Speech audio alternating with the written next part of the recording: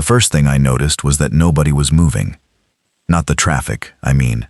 Traffic not moving on I-40 east of Memphis is so normal it's practically weather. You factor it in. You check the tom-tom, you see the red, you add 40 minutes and you stop being mad about it. No. The thing that got my attention was the people outside their cars. Standing in the breakdown lane, just standing there, looking east. Some of them had their doors open.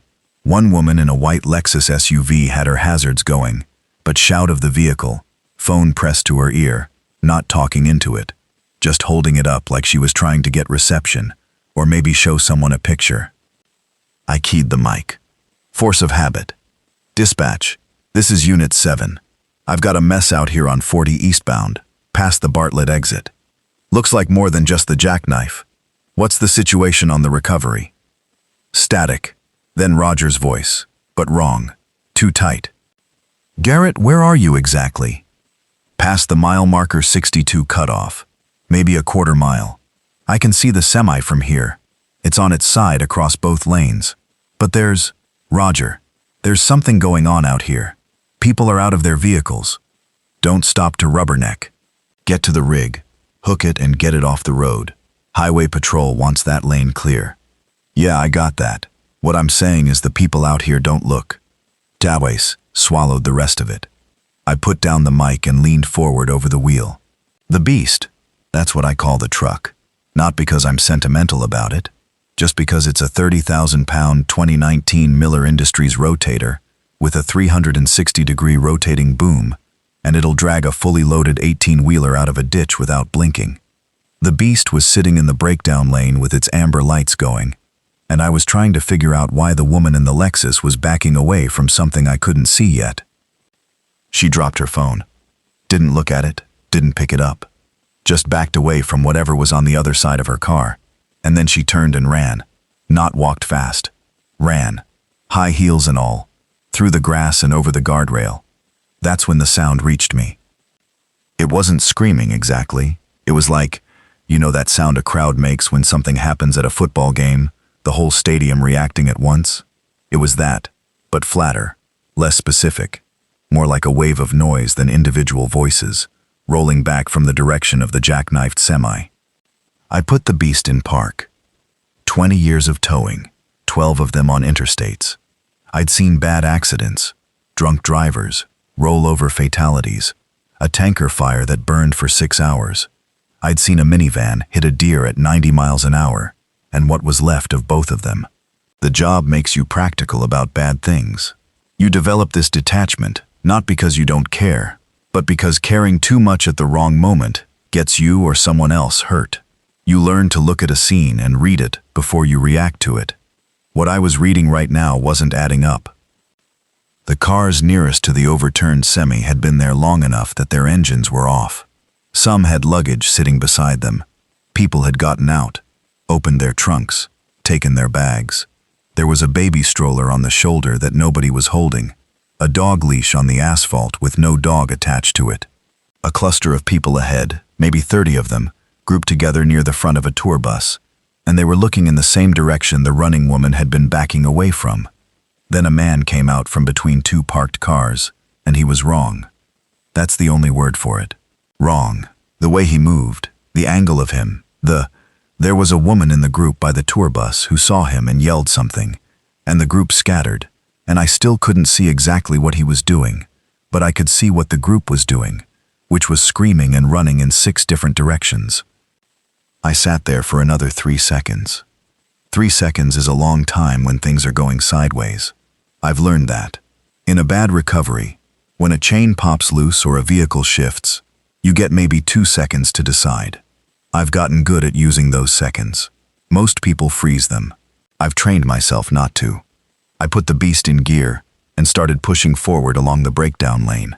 I got about 200 yards before I had to stop, because there were too many cars parked sideways and too many people on foot, and I couldn't thread the truck through without hitting someone. I set the air brakes, left the engine running, climbed down from the cab. The sound was louder out here, that flat crowd noise, but with something else under it now, something lower and more continuous that I didn't have a word for yet. A man in a business suit ran past me going the wrong direction. Past me toward the backup, toward Memphis. And he wasn't looking at me. He was just running with his jacket half off one shoulder, briefcase still in his hand, because apparently his body hadn't told his hand to drop it yet. I tried to stop him. Hey, what's happening up there? He looked at me. His mouth was moving, but he wasn't making words. I had this English teacher in high school, Mrs. Danforth, and she used to say, there's a difference between talking and saying something. This man was doing neither. He just kept moving. I turned back toward the front of the jam. Closer now. I could see it more clearly, though clearly isn't quite right, because part of me was processing what I was seeing, and another part of me was running it through filters that kept coming back, as does not compute. There were 4 or 5 of them. People, I thought at first. Obviously people. But the way they were moving through the scattered crowd was, they weren't chasing, exactly. They were just going toward whatever was nearest that was making noise or moving, like dogs following a ball. No strategy. No looking around. Just direction and momentum. And they were biting. That sounds like such a basic word for it. They were biting people. They'd get close. They'd latch on. And then they'd keep moving on to whatever was next. And the person who got bit would be screaming and bleeding, and the thing that bit them just moved on, like the bite was incidental, like it hadn't even registered. A woman next to me said, "Oh my God, oh my God, oh my God." I didn't know her. She'd appeared beside me in the past 30 seconds. She was maybe 45, brown hair, wearing a green cardigan that had a stain on the left sleeve. I noticed, because I noticed things like that. She had her keys in her fist, with the pointy ends out between her fingers, like she'd seen that self-defense tip online. "Get in my truck," I said. "What?" "Big yellow truck with the amber lights, 200 yards back. Get in it. Stay in the cab, lock the doors. Don't roll the windows down. Are those people? Get in the truck." She went. I don't know if she went because she trusted me, or just because someone told her to do something and she needed that. Didn't matter. I turned back toward the semi. Here's the thing about a jackknife tractor trailer on an interstate. It doesn't just block traffic. It creates a physical wall, depending on the angle. This one had gone over on its left side, cab pointing off the shoulder toward the tree line.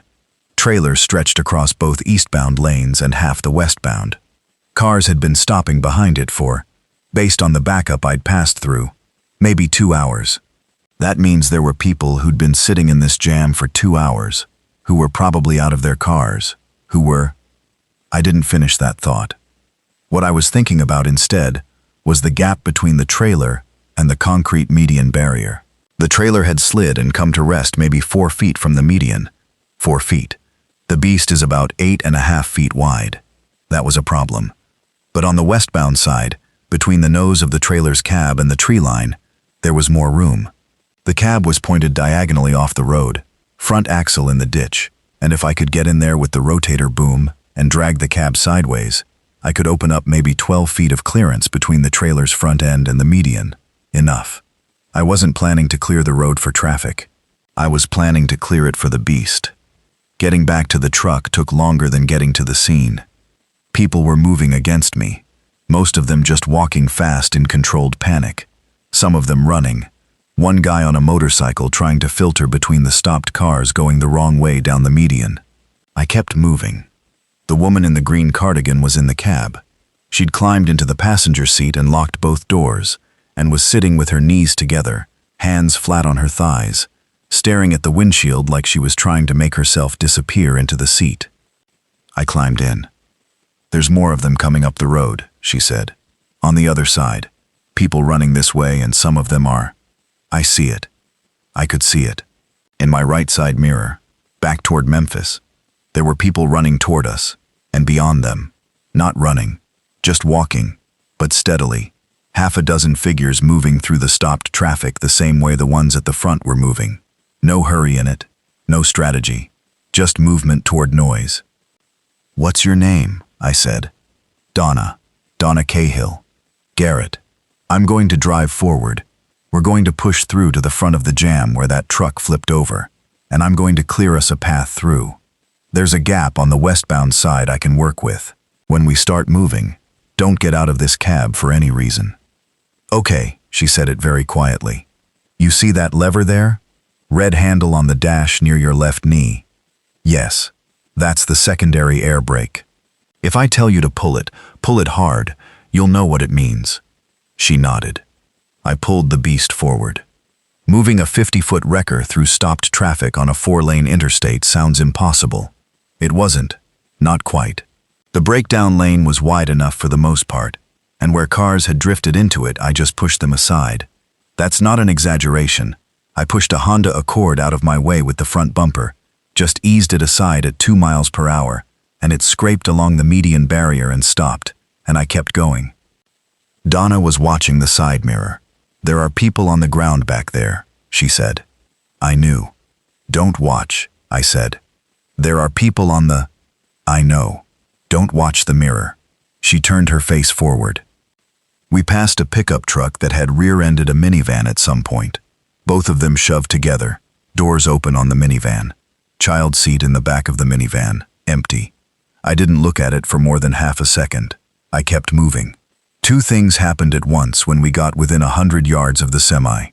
First, one of those, whatever they were, people, I was still calling them people, came around the front of a Toyota Camry and walked directly into the side of the beast.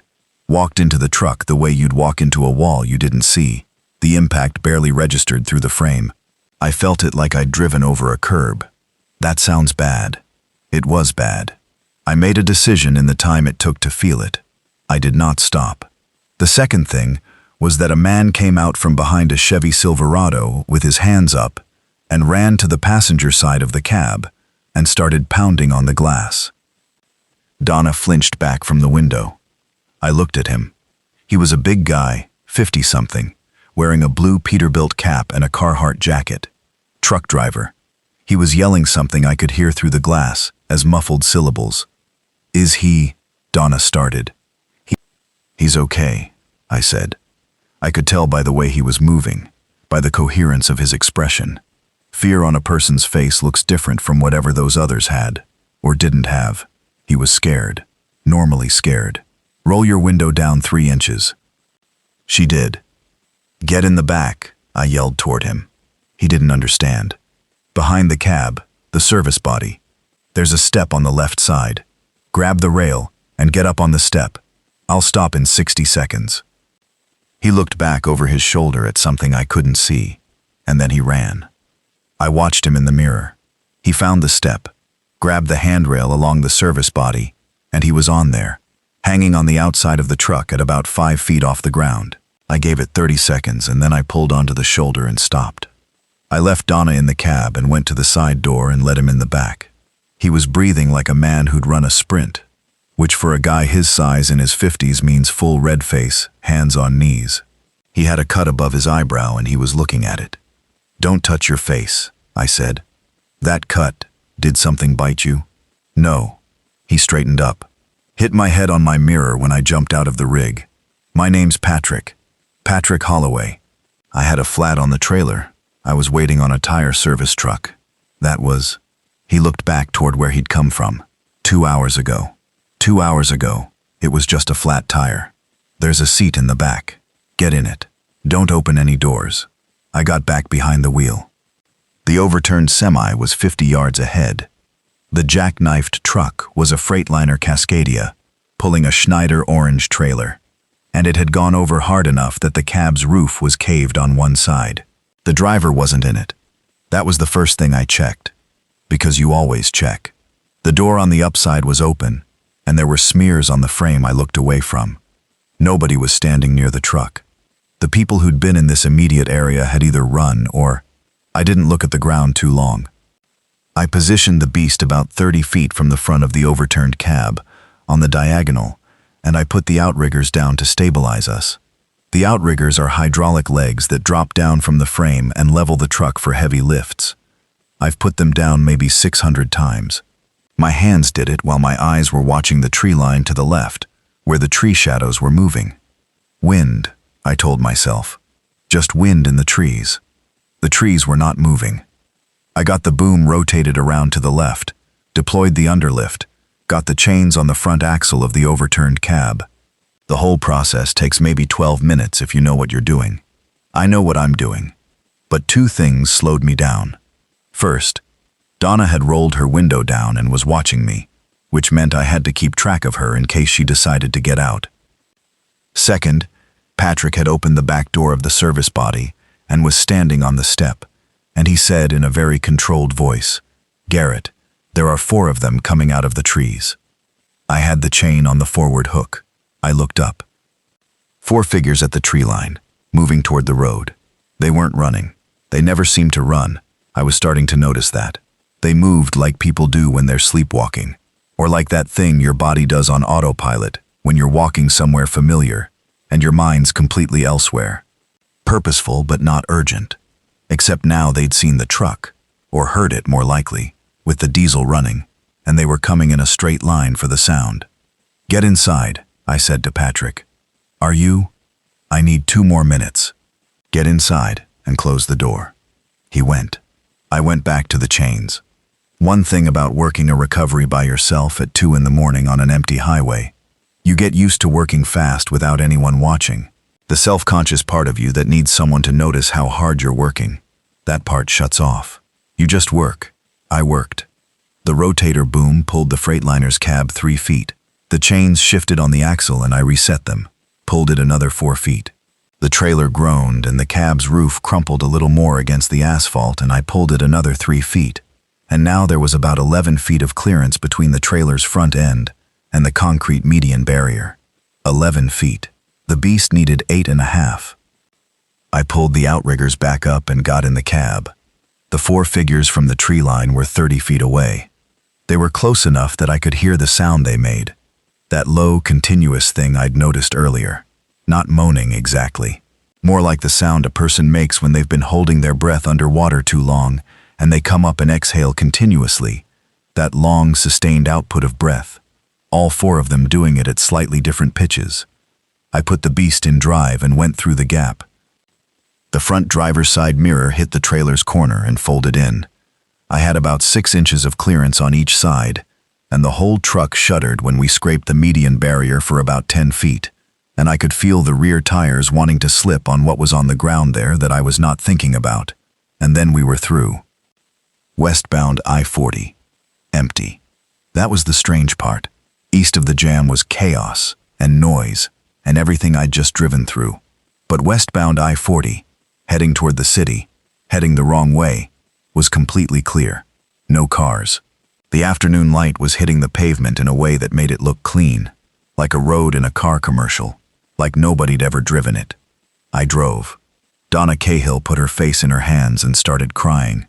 The quiet kind that's actually more upsetting than the loud kind, because it's got nowhere to go. Patrick leaned forward from the back seat and put his big hand on my shoulder for a second, and then took it away without saying anything. I drove. I want to say I knew immediately what it was. That would make a better story. The truth is, I spent the first hour telling myself it was a chemical spill, some kind of exposure situation, because the alternative was not something I was willing to install in my head yet. I kept listening to the radio. Commercial stations had already gone static by the time we'd gotten 5 miles out, but my work radio was still getting dispatch, and Roger was still there, and what Roger was saying was increasingly unhelpful. "All units return to the yard. All units return to base. Do not engage with affected individuals. Wait for emergency services guidance." I keyed the mic. "Roger, I've got 2 civilians in the truck with me. What's emergency services saying? What exactly are we dealing with?" A pause. "Garrett, where are you?" "Westbound 40, about at the 58 marker. Going to pull off at the next truck stop. The Love's near Lakeland." "Garrett." Another pause. Longer. The kind of pause where someone has information and is deciding whether sharing it helps. The truck stop might not be your best option. We're getting calls from multiple locations. Doesn't seem to be localized to the highway. What doesn't? He stopped. Started over. The affected individuals. It's not just on 40. We're getting calls from downtown. From the burbs, it's spreading fast. Garrett, that's all I know. That's all he knew. That was the last useful thing Roger ever told me, because when I keyed the mic again 20 minutes later, there was no answer. I pulled off at the Love's truck stop anyway, because I was running on half a tank, and the beast drinks diesel like it has a death wish. The Love's at exit 18 was quiet, in a way that felt wrong before I could explain why it was wrong. 2 semis at the fuel island, engines off. A Jeep Cherokee with the driver door open, parked diagonally across 2 pump lanes. The fast food place inside, it was one of those combined Subway/Arby's things, had the lights on but I couldn't see anyone moving through the windows. Patrick said, "I'll check the—" "No," I said, "both of you stay." "There are 2 of us," he said. "It makes more sense to." Patrick. I turned to look at him. He was a big man, looked like someone who'd spent 30 years loading and unloading freight, and had the shoulders to show for it. "I don't know what we're dealing with yet. The rule right now is nobody goes anywhere alone, and nobody goes anywhere without telling me first. Can you agree to that?" He could. He did. I got out of the cab. The pump island was quiet, except for the hum of the canopy lights and the sound of the Cherokee's open door chiming. I grabbed the fuel nozzle, stuck it in the beast's primary tank, got the auto latch going. 14 gallons a minute on a good day. The beast's tanks hold 150 gallons combined. I had time. The inside of the Love's showed me, through the glass, an overturned coffee rack near the door, a slushy machine still running, its red and blue contents cycling. 3 people in the snack aisle that I could see, on their feet, not moving, looking at nothing. And then one of them turned toward the window, not toward me specifically, just in that direction, responding to something, and I saw its face. That was when I stopped telling myself chemical spill. I went back to the fuel island. The auto latch had cut off, full tank. I removed the nozzle, replaced it, pulled around to the second tank, watched the door to the Love's while the tank filled. The 3 of them inside moved to the window, pressed against the glass. There was a 4th now. They made that sound, muffled through the glass into something almost musical. I filled both tanks. I took the long way around the building to the back, to the trucker's entrance, and I went in through the back. The back of a truck stop like this is a corridor. Showers, laundry machines, a driver's lounge with a flat screen on the wall, vending machines. The driver's lounge had a man in it, alive, sitting in the corner chair with his legs pulled up, watching me come in through the door, with an expression that was either relief or blank shock or both. "You drove in," he said. "I watched you from the window." "Yeah." "You stopped to fill up." "Yeah." He stared at me. He was maybe 35, thin, wearing a Love's uniform polo shirt with a grease stain on it. "Name tag," said Eddie. "The ones out front don't go to the back," he said. "I think they don't know I'm here. I've been here for 3 hours. The 3 of them in the snack aisle. Are there more?" 6 or 7. Outside, around the fuel island on the east side. One out back, but it went into the field maybe an hour ago." He looked at his hands. "There were people when it started. There were people in here. I put them out through the emergency exit. I don't know where they went." "Okay, come with me." "There's food here," he said. "A whole store." I stopped. He was right. A truck stop convenience store, even a small one, is not nothing. Non-perishables, bottled water, energy drinks, over-the-counter medicine, first aid basics. If the coolers were still running, lunch meat, cheese, pre-packaged sandwiches. If the kitchen was still the kitchen. How many are in the main store area? 3 in the snack aisle, 1 in the beverage cooler hallway. I don't know about the kitchen, I haven't. Stay here. I went back out the way I came in and got a length of chain from the service body. Not as a weapon. A chain is a terrible weapon, too heavy and slow, and you can't control it. I took it because I needed something to wedge a door with. I also took the bolt cutter from the tool cabinet because there are a lot of padlocked things in a truck stop if you want to get into the storage areas. I went back through the trucker's entrance, through the driver's lounge, into the main store through the internal door. The internal door was behind the checkout counter. I came in slowly. The one in the beverage cooler hallway heard the door, or felt the air pressure change, I don't know, and started moving toward me. I backed up behind the counter, crouched, waited. It went past the counter without looking behind it. I watched it. It walked to the front doors, both hands against the glass, looking out at the fuel island. I stayed behind the counter. The three in the snack aisle were deeper in, not moving now. I could hear them because of the sound they made. That continuous exhalation. Not loud, almost like white noise. I moved along the back wall, behind the hot food display, the rotating spit that still had hot dogs on it from this morning. God, this morning. And into the kitchen. Kitchen was clear. I went through the kitchen storage. Cases of paper-wrapped burgers in the walk-in. Bread. Condiment buckets. A case of frozen hash browns that was going to be useless without power, but fine. I also found what I was actually looking for. The back storage room off the kitchen, which had a padlocked steel door. Bolt cutters. Inside. Cleaning supplies, spare uniforms, and stacked along the far wall, cases of bottled water. 24 count cases, probably 30 of them. Cases of energy drinks, bags of beef jerky in bulk. Canned goods, the truck stop brands, chili and soup and beans. I made 6 trips. Each trip was the same route. Storage room to kitchen, to trucker's corridor to back exit. I stacked everything by the back door. The kid in the driver's lounge watched me, but didn't come out. I didn't ask him to. When I'd moved everything I thought I could carry in one truckload, I went back out to the beast, drove it around to the back of the building, and loaded the service body. The service body on a heavy wrecker has large lateral storage compartments on each side, like a metal cabinet on each flank of the truck. They're meant for tools and chains and rigging hardware. I cleared one side out, moved the hardware to the floor of the service body, and stacked the water and food inside. I went back in for Eddie.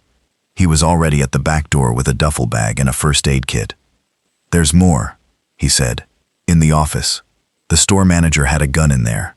A revolver. It's locked, but I know where the spare key is." I got the gun. A Smith & Wesson .357, 6 rounds and a box of partial. 9 more rounds in the box. Not much, but it was something to have. I drove back around to the fuel island and told Donna and Patrick what we'd gotten. Patrick got out and helped me rearrange the food storage. Donna stayed in the cab with the doors locked, and I was fine with that. We were on the road again inside 25 minutes. 4 of us in the cab now. Technically, though cab is generous as a word for the space available. The Beast has a day cab, no sleeper, and the back seat area behind the driver and passenger is just wide enough for 2 adults, if they're not particularly attached to personal space. Patrick had the window behind me. Eddie had the window behind Donna. Donna had the passenger seat. I drove. Nobody talked for a while. I was thinking through things in a systematic way that I've always done, which is essentially making a list and going down it. The list right now was fuel, handled, temporarily. Food, handled, temporarily. Safe location, not handled. Direction, not decided. Understanding of what we were dealing with, insufficient but growing. The things I'd observed so far, they moved towards sound. That was consistent across everything I'd seen. The ones in the loves had gone to the window when I went to the window. The ones at the accident scene had moved toward the noise of the crash, of the running people, of my truck. They didn't navigate. They didn't go around things. They went into things, and then found a way around when the obstacle stopped them. I'd watched one of them on the highway walk into the side of a parked car, and then slowly shuffle sideways until it was around it. They bit. They didn't seem to eat. They bit and moved on, which meant the infection, if it was an infection, if that's what this was, spread through biting, not through sustained contact. Every movie I'd ever half-watched while my ex-wife had them on said the same thing. I was aware that I was using movies as reference points, and that this was not a great sign. They were people. They were people who had been people very recently.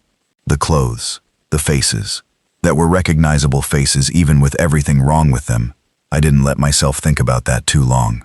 What I thought about instead was the highway. I know I-40 the way I know my own hands. 15 years of recoveries, most of them on this stretch between Memphis and Nashville.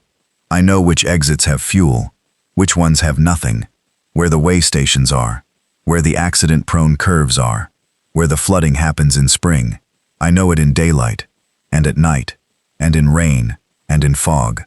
The interstate is my office and my living room, and sometimes my bedroom when I eat a biscuit and fall asleep in the breakdown lane because I've been on shift for 16 hours. What I was thinking about the highway right now was this. There were tens of thousands of cars on it that weren't going anywhere. There were hundreds of thousands of people who'd been on those cars this morning, and the highway connected everything. Every city, every small town, every truck stop and rest area and bridge overpass, which meant the highway was both the most dangerous place to be and the most useful one. "Where are we going?" Patrick said. I'd been waiting for that question. "I don't know yet. There has to be somewhere." "There does. We'll figure it out. What I'm not going to do is pick a direction based on nothing. I need more information." "How do you get more information right now?" I reached over and turned on the emergency weather radio on the dash. Every wrecker I'd ever driven had one. Roger installed them years ago because of the number of times we'd gotten hit by unexpected weather conditions on the highway. Static. Then a voice. Automated. Robotic.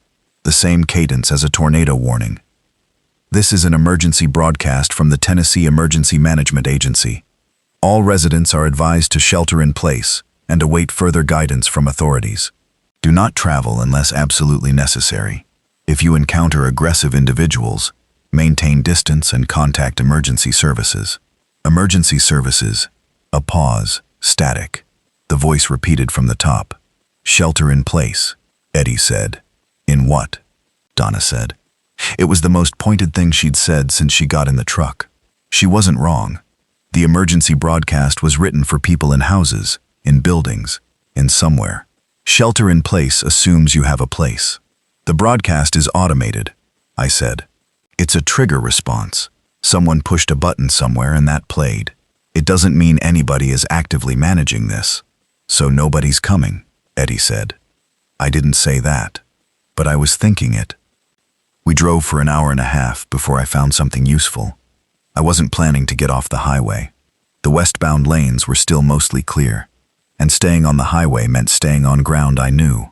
But I was watching the on-ramps as we passed them. Every on-ramp that was visible was either blocked with cars trying to get on, or had people standing near it.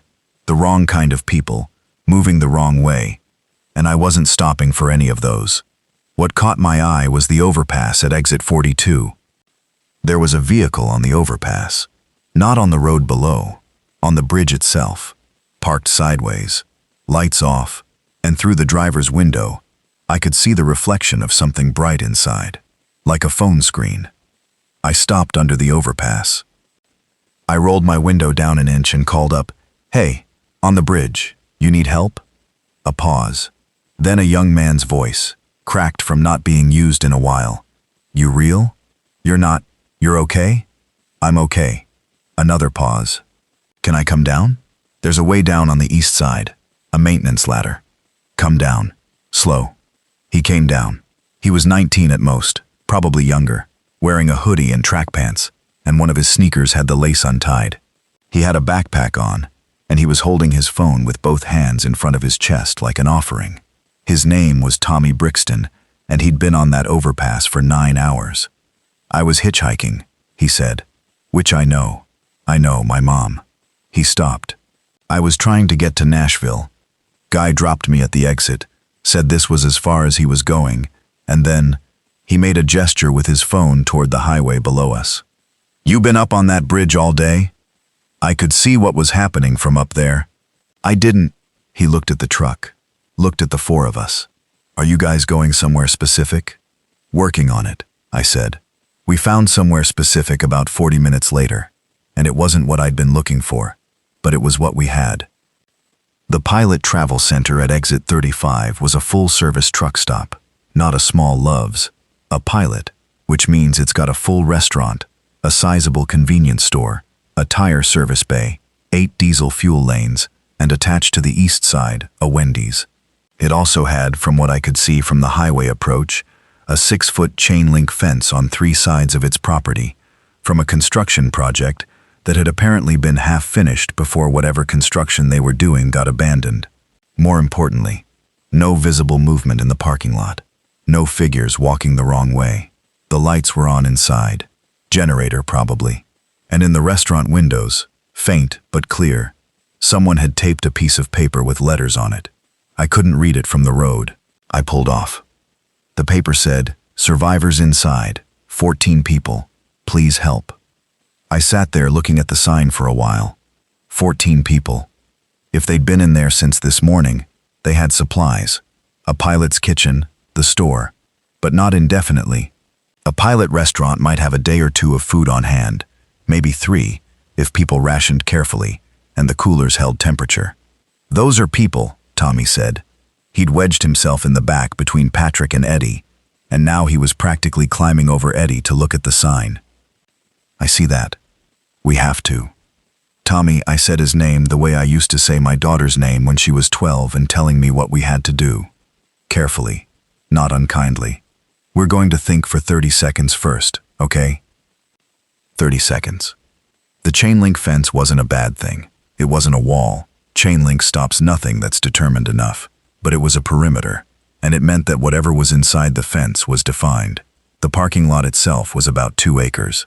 I could see, in the back corner near the tire bay, 4 semi-trucks parked neatly, which meant their drivers might be among the 14.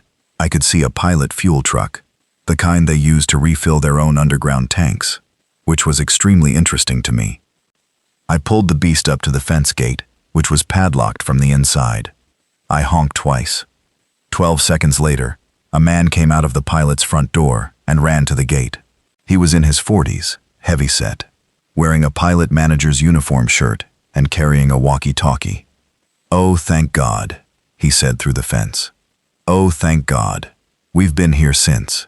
"I'm going to need you to open this gate," I said. Yes, of course." He had a key on a ring, and he got the padlock off and opened the gate, and then stared at the beast rolling through, like a man watching a parade float and trying to decide if it's real. "I'm Gary Muldoon. I've got 14 people inside, 12 adults, 2 kids. Are they all okay? No one's hurt?" "One woman with a burn on her arm from the grill. She went back and tried to finish her breakfast when it all started, and knocked herself on the range. It's not serious. An elderly man who I'm worried about. He has a heart condition, and we don't have his medication. Everyone else is." Gary stopped. "You look like you know what you're doing." "I do towing for a living," I said. He blinked at that. "Let's get inside," I said, "and you can tell me what you have and what you need." What they had: 3 days of restaurant food if managed carefully, a working generator on the pilot's roof that was running off a diesel tank, and by Gary's estimate, that tank had maybe 30 hours of fuel left at current consumption. An extensive convenience store that the 14 of them had already started systematically inventorying. 1 rifle, a 30-06 bolt-action that a deer hunter named Walt Feder had in his pickup truck and had the presence of mind to bring inside, and 2 boxes of ammunition, a first aid cabinet well stocked enough to handle the burn and most emergencies. 4 semi-truck drivers among the 14, all of them practical-minded and not panicking, which was more valuable than it sounds. What they needed, everything I'd already started thinking about. The most important thing they had, the thing I kept coming back to, was the fuel truck.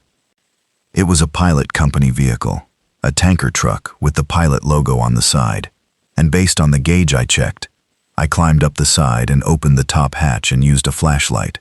It was sitting at about 2/3 capacity.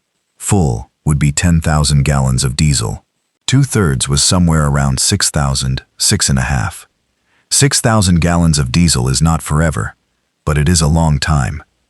"That truck," I said to Gary that first evening, sitting in the restaurant with the rest of the group gathered around the tables, "is the most important thing on this property.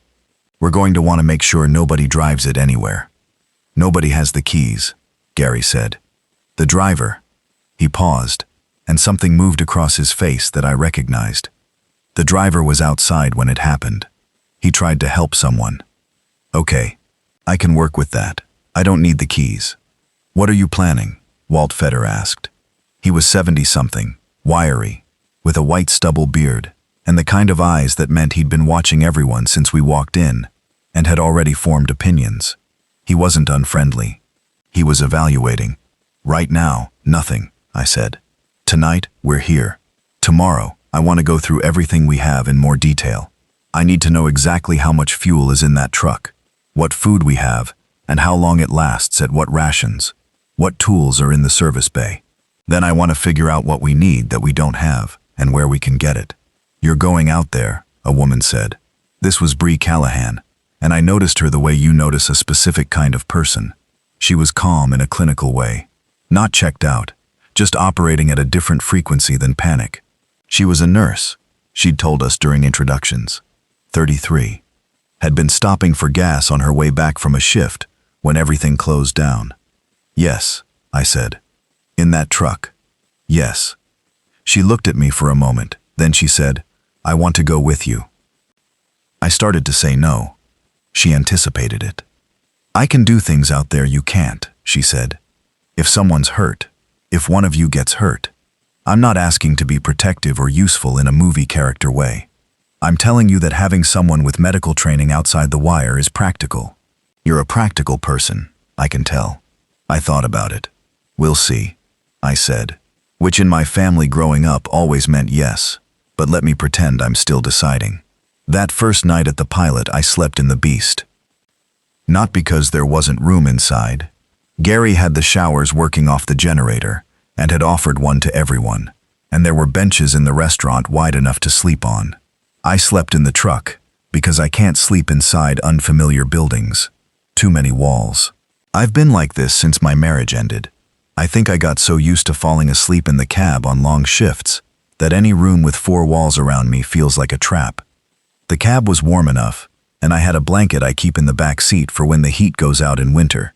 I set one of the service body compartment lights on a dim setting so I could see the perimeter. The fence gate was padlocked from the inside again. Walt Fetter had said he'd take the first watch, and I'd looked at him carefully and decided he meant it and could handle it, and so I slept. I dreamed about my daughter, which I do sometimes. Her name is Holly, and she's 22 now, or she was 22 the last time I checked, which was about 2 years ago, when we had the argument that ended things for a while. The argument was about her mother and about things I said when her mother and I split that I shouldn't have said in front of her. I said them anyway, and Holly, who takes after her mother in a lot of ways but takes after me in stubbornness, had pulled herself back from my life the way a tide pulls back from the beach. Smooth, complete, not angry, just gone. I'd called twice in 2 years. She'd picked up once. We'd talked for 4 minutes about her job at the graphic design place, and about whether I was still on the same route, and then she'd said she had to go, and that was the last time I'd heard her voice. In the dream, she was 12 again, and we were in the Beast, the old one, the 2009 I drove before this one, and she was eating chips and telling me something about school, and I couldn't hear what she was saying over the engine noise. I kept telling her to speak up. She kept talking. I could see her mouth moving. I never heard what she said. I woke up at 4:30 a.m. to Walt tapping on the driver's side window with his flashlight. Something at the fence, he said when I opened the door. I got out. There was indeed something at the fence on the east side, pressed against the chain link with its fingers through the loops, making that sound, the continuous low exhalation, and looking toward the generator noise on the roof. Just the one. I stood in the parking lot and looked at it for a while.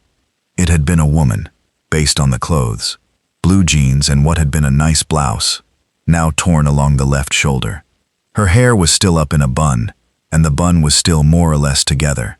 She'd been going somewhere nice when this happened, or coming from somewhere. The fence held her back, not because she couldn't get through it, but because she couldn't figure out how. She pushed against it, shuffled left, pushed against it, shuffled right. She didn't think to go around to the gate. She didn't have enough of a thinking apparatus left to work that out. Just the one, I said. So far, Walt said. I went back to the cab, didn't sleep again, sat there, and listened to the generator on the roof, and thought through the problem of the next few days. There were things I needed. Steel, first. The Beast was protected well enough by its own weight and size, but I'd seen what happens when a crowd of those things presses against a vehicle, and I didn't like the odds on the windows. The side windows in the cab were single-pane tempered glass, and a human hand can't break tempered glass. But 30 hands at once pressing over a sustained period might eventually find a weak point. I needed something over the windows on the side and rear. Grating, expanded steel mesh, or at minimum heavy wire fencing bolted to the window frames. I also needed the undercarriage protected better. The beast's underside was high enough that it wasn't really a risk under normal driving conditions. But if I was going to be pushing through blockages, and I knew that, I was going to be doing exactly that. I wanted to make sure nothing could get pulled into the drivetrain from below. The service bay at the Pilot had tools. Not a full welding setup, but there was a stick welder in the back that the tire service guys used for emergency trailer frame repairs. And in the yard behind the tire bay, there was a stack of chain link fence posts and panels from the half-finished construction project. Not steel plate, but chain link over the windows would provide meaningful resistance. 2 of the semi-truck drivers, a guy named Dennis and one named Craig, both turned out to be mechanically capable in ways that mattered. Dennis had been hauling steel beam sections on his flatbed, not structural beams, but steel angle iron and smaller channel steel, leftovers from a job, and the flatbed was parked right there in the Pilot yard. When I explained what I wanted to do with the front of the beast, he went and looked at his cargo with me and said, "Yeah, we can work with this." We built a push bumper from angle iron and channel steel, welded to the beast's existing heavy-duty front receiver. The beast already had a substantial bumper. It had to handle the forces involved in recoveries. But I wanted something that extended outward, a spreading V-shape at the front, that would deflect things to the sides, rather than carrying them straight on, like a cowcatcher on an old locomotive. Dennis welded and I held pieces in place, and Craig ran the grinder to clean up the welds. And by the end of the second day, the beast had something up front that could push through a 10-car blockage without hesitating. The window grating was simpler. I cut the chain link fence panels into sections and wired them to the window frames with fence staples and heavy tie wire. It reduced visibility some, but visibility through a chain link grid is workable. You just see the world in a screen of small diamonds. I could live with that. The lateral storage compartments I reorganized completely. Right side, food and water. Left side, tools and hardware. The roof of the service body, a flat steel platform with rails, became a secondary storage space once I lashed down a waterproof tarp and started stacking things there. Bree watched me do most of this, the second day, and at some point she said, "You thought all of this out already." "I've been doing this for 20 years, I said. "Recovering vehicles, getting things unstuck. You spend a lot of time thinking about how things can be moved." "Do you have kids?" The question landed sideways, the way personal questions do when they're not bad questions, just unexpected ones. "A daughter, Holly. She's 22. "Where is she?" "Nashville," I said. "She lives in Nashville."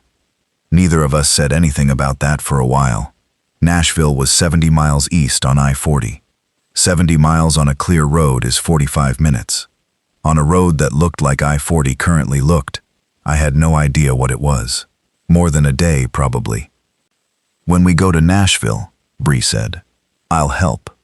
I hadn't said we were going to Nashville, but I hadn't said we weren't. The military truck was on day 4.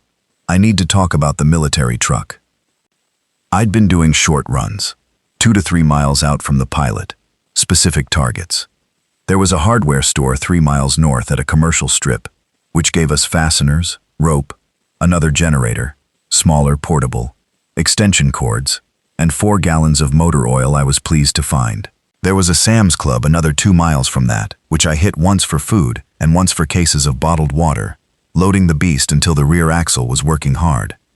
Each run was the same shape. Plan the route, go fast on open stretches, slow and careful near vehicle clusters. Those things would hear the diesel engine from a significant distance and start moving toward it, which meant I was always racing the radius of their hearing. Get in, get what I needed, get out before the radius closed. Patrick came with me on the hardware store run. He was useful, strong, calm, observant in a way that surprised me. He'd spent 30 years driving long haul, and like me, he'd developed the highway habit of constant environmental monitoring. watching the road ahead, checking mirrors, noticing what changed. He also had a way of being quiet that was companionable rather than uncomfortable, which I valued. On the Sam's Club's second run, something happened that changed my thinking. We were coming back on the highway, westbound, the beast loaded with water, when Patrick said, "Garrett, back there." I checked the mirror. "Tell me." "There's a military truck, back about half a mile. Camouflage, big one." I stopped the beast and reversed until I could see it. It was a military 5-ton truck, an LMTV, the kind of heavy cargo truck the Army uses for almost everything. It had gone off the road on the shoulder, front end in the ditch at a shallow angle. It wasn't overturned, just stuck. The back was covered with a military canvas tarp. The cab was empty. My first instinct was to keep moving. My second instinct overruled it. "Why is a military vehicle on a civilian highway?" Patrick said. "Lots of reasons," I said. "Reserve unit, National Guard, could be anything. Could be supplies," he said. I got out with the .357 in my jacket pocket, and we walked to the truck. The cab was empty, but the keys were in the ignition, which told a story I didn't let myself think through too carefully. The canvas tarp on the back was tied down with standard military rope ties. I undid them. Inside were 4 items. 3 of them were military supply crates. Olive drab, numbered, nothing written on the outside. I got one open with a pry bar from the beast's tool compartment. Medical supplies, military grade, IV bags, trauma kits, field surgical equipment, antibiotics in quantities I'd never seen outside a hospital. I opened another crate, more medical supplies, plus what looked like food rations, MREs, cases of them. The 4th item was not a crate. It was a sealed container, about the size and shape of a large chest freezer, but made of brushed steel with no visible seams. It had a keypad on one side and a series of yellow and black warning labels on the top and sides. The labels were the International Biohazard symbol, with text that said, "Restricted biological material. Do not open. Maintain temperature below 40 degrees Fahrenheit. Usamrid." Patrick and I looked at it for a while. "Usamriide," he said. "That's the Army's disease lab." "Yes, it is." So the Army was transporting something from their disease lab on a civilian highway. Yes, they were. And whatever it is, they need to keep it cold. The container had a battery indicator on one side that was showing 63%. I didn't know what that meant for timing, but I understood that whatever was inside was being kept at temperature by its own battery system, and that battery was not going to last forever. I thought about opening it. Then I thought about every decision I'd made so far that had worked out, which was the decisions where I looked at a situation and correctly assessed what I was and wasn't capable of handling. I was capable of driving a heavy wrecker through a zombie-blocked interstate. I was not capable of handling whatever the Army's biological research lab was transporting in a sealed cold storage unit. "We're leaving that here," I said.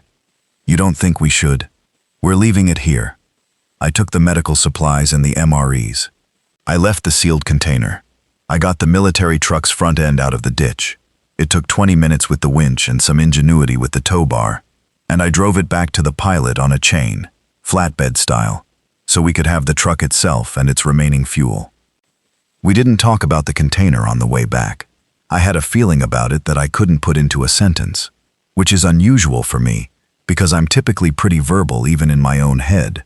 But the feeling was along the lines of, that thing should not have been on a civilian road. Whatever was happening out there, with those things that used to be people, the Army knew about it early enough to be transporting something related to it in a sealed biological container, and whatever happened to the people driving that truck happened fast enough that the keys were still in the ignition. I didn't share this with the group at the pilot. I shared the medical supplies and the MREs, which went over extremely well, and I kept the rest to myself. But here's the thing about that container. I went back for it. Not that day, not even that week. It was on day 8, when I was doing a run that took me past that stretch of highway, and I slowed down as I passed where the military truck had been. The container was still there, in the ditch, where I'd left it. And around it, in a rough semicircle on the road above the ditch, were 11 of those things. Standing, not moving, not doing that thing they did where they pushed toward sound, just standing there, facing the container. 11 of them, not moving, facing the same direction, silent. I didn't stop.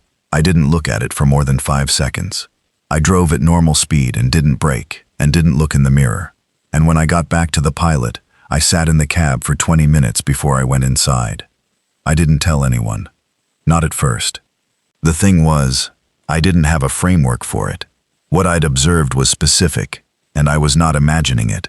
I was certain of what I'd seen, but applying meaning to it required a kind of speculation I wasn't ready to do out loud in front of 14 people who were already scared. So I filed it. I told Bree.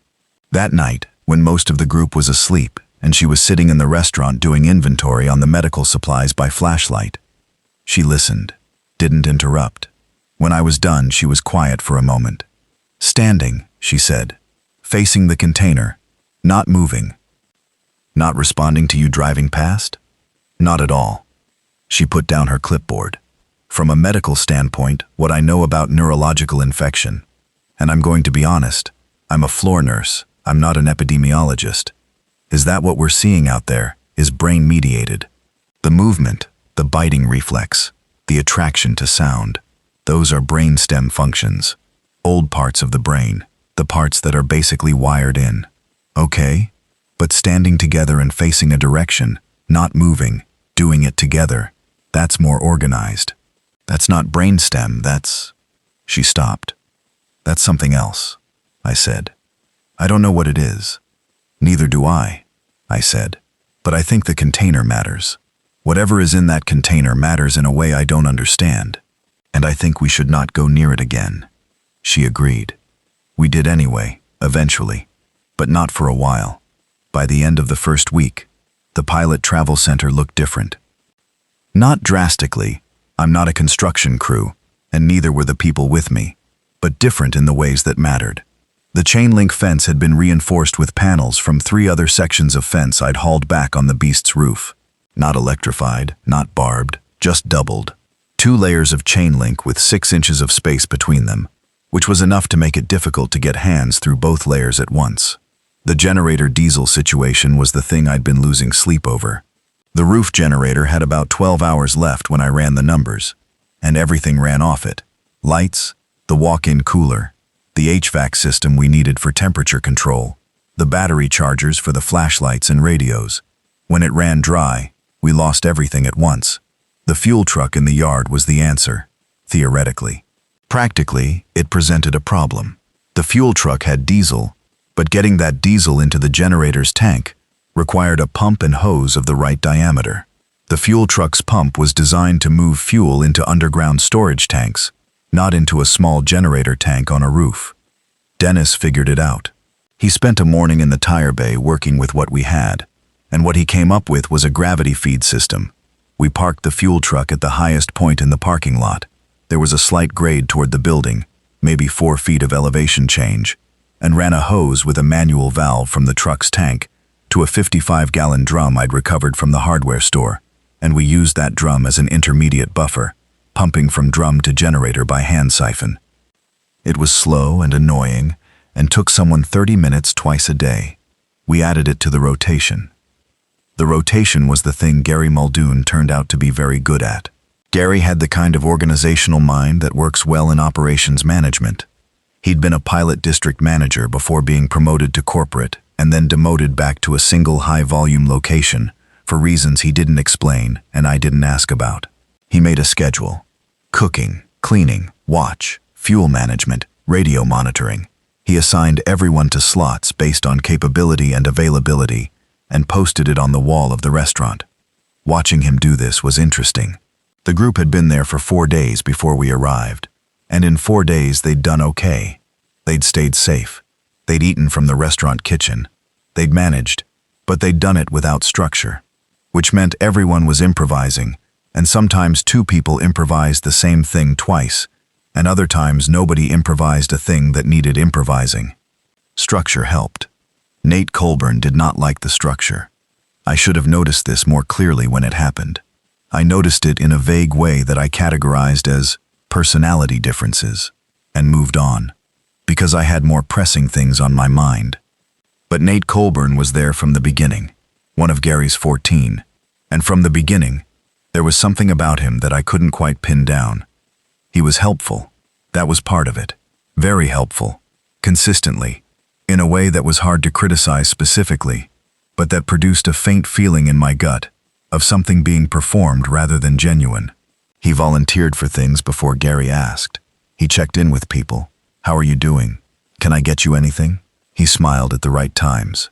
He was 30-ish, slim, dark-haired, kept himself neat in a way that was impressive, given the circumstances.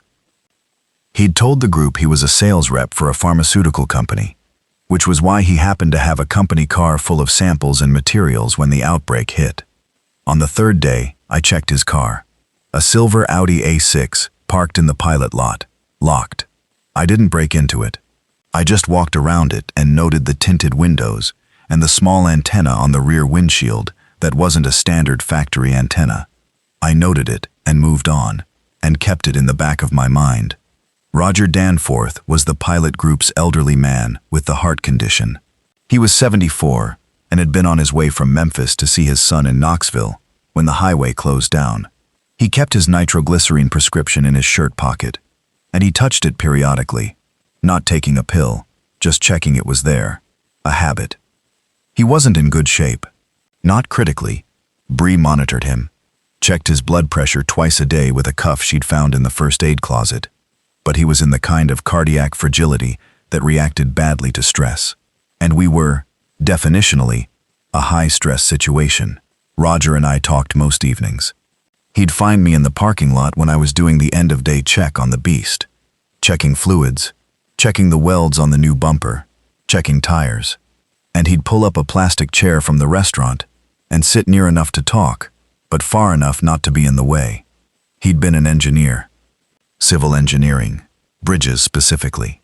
30 years with a state DOT before retiring. Those bridges you drove over today, he said one evening.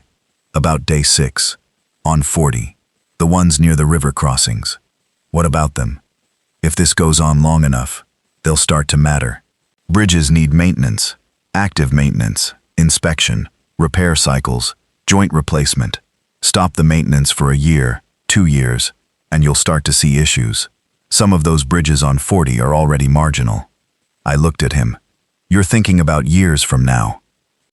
I'm thinking about what you're planning, he said. A convoy to Nashville, that's bridges. I just want to make sure someone is thinking about load ratings and the condition of the expansion joints before you put 50 tons of vehicle weight on something that hasn't been inspected in. Roger, I said. I'm thinking days from now, maybe weeks, not years. He nodded slowly. Fair enough. He was quiet for a moment. Then, the son I was going to see.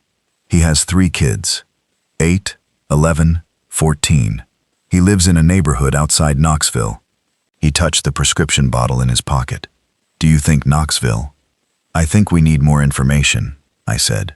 Which was true. It was also a way of not saying what I thought about Knoxville. Sure, he said. Sure. He died on day 9. Not from an attack. Not from the infection. His heart. He went to sleep on a restaurant bench. He'd insisted on not taking one of the booths from the families. There were 2 children in the group, and he said they needed the flat space to sleep, and he didn't wake up. Bree found him at 6 in the morning when she came to do his blood pressure check. She came and got me. I was in the cab. We carried him out to the back of the lot, beyond the fuel truck, and we buried him in the grass behind the fence. Dennis and Craig dug the grave while Gary organized the rest of the group to be doing something useful inside. I said a few words, which I'm not good at and don't pretend to be. I said his name, and that he'd been a bridge engineer, and that he'd been thinking about other people until the end. That was true. It was enough. Tommy Brixton was 19 and knew things I didn't expect him to know. He was from East Tennessee, he said, from a small town near the Smoky Mountains where apparently everyone hunted, fished, and knew how to get along without modern conveniences as a matter of course. He'd grown up learning to track deer, clean fish, start a fire with a flint, identify edible plants. I found this out on day 5 when he came to me with a map, an actual paper map, a Tennessee state highway map that had been in a rack near the door of the pilot's convenience store. He'd marked 3 things on it in pen. "There's a farm here," he said, pointing to a spot about 8 miles north of the highway on a county road. "My uncle drove through this area once, and there's a farm stand on this road that sells direct. If they had a farm stand, they've got crops, they've got storage. If we could get there." "I'm listening," I said. "And here," he pointed to another spot. "There's a sporting goods distribution center. I'm not sure if it's still there, but 2 years ago, when I was looking at jobs, what would we get there? Ammunition and camping gear, water filtration, generators. If it's a distribution center and not retail, they'd have things in quantities." He'd thought this through. I appreciated that. I also appreciated that he'd brought me a map instead of just announcing he was going to go check these places out himself. "What's the third mark?" I said. He pointed to a spot on the highway, 5 miles east.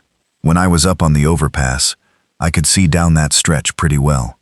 There's a cluster of vehicles there. You can see the roofs from elevation. But in the middle of the cluster there's a gap, like whatever caused the pileup happened near the beginning of the cluster and then cleared. If you look at the satellite image, he'd been using his phone's offline maps. There's a building right there, restaurant or diner, independent, not a chain, and it's set back from the road with a ditch on 3 sides. I was already thinking about the ditch.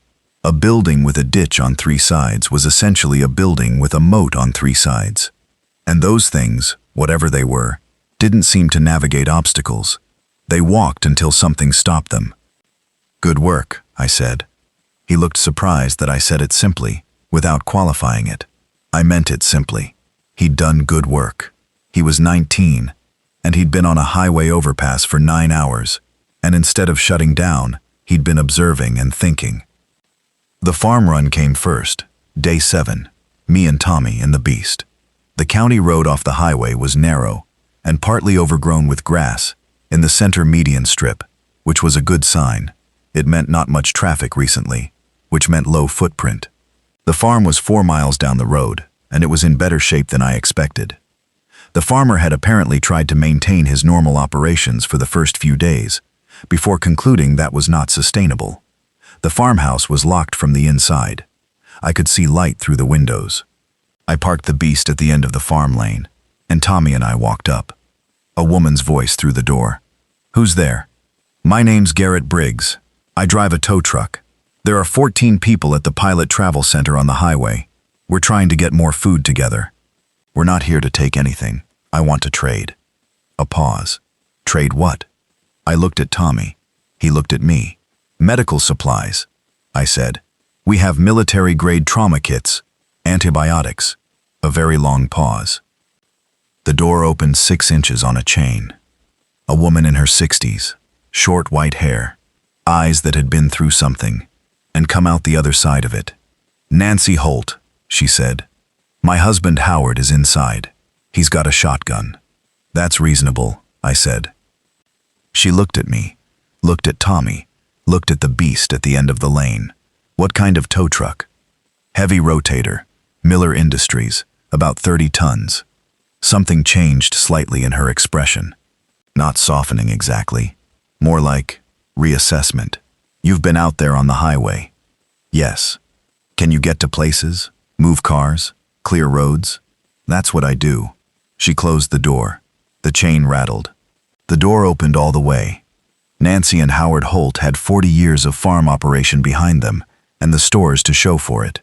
Not a survivalist's cash, just what a working farm accumulates when the people running it are competent and careful.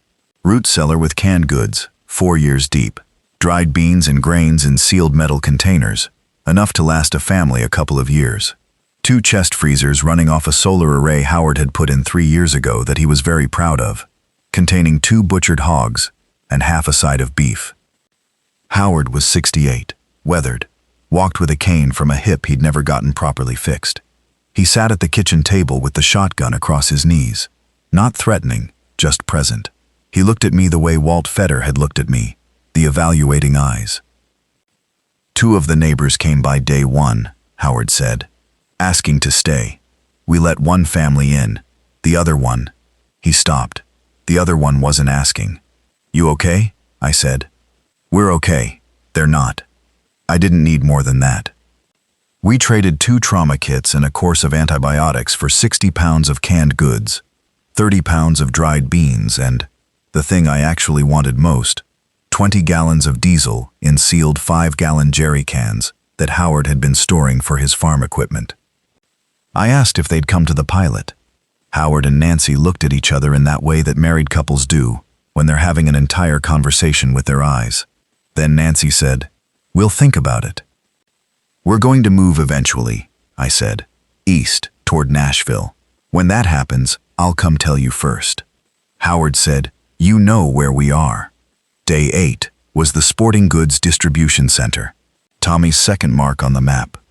It took longer than I expected to find, because the address Tommy had was from 2 years ago, and the building had changed.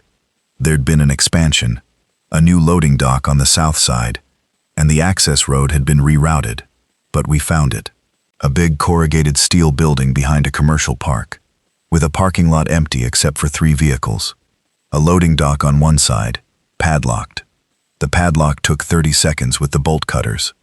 Inside was exactly what Tommy had described, and more. Rows of steel shelving 30 feet high, packed with inventory. Camping gear, yes. Tents, sleeping bags, camp stoves, propane canisters, water filtration systems, including 3 commercial-grade units that could process 50 gallons an hour. A full sporting goods department, with ammunition in locked cases. The lock took the bolt cutters. And this is where it got good. Cases of .308, cases of .22-3, boxes of 9mm, various shotgun shells, crossbow bolts, a rack of hunting crossbows that I looked at for a long moment and loaded into the truck. Also, a rack of chainsaws near the grounds maintenance section. I took 2, fuel for them, in sealed cans, I found in a storage closet. Also, a display of 2-way radios, Motorola, 20 of them in a charging rack that wasn't charged, but the radios themselves were new in box.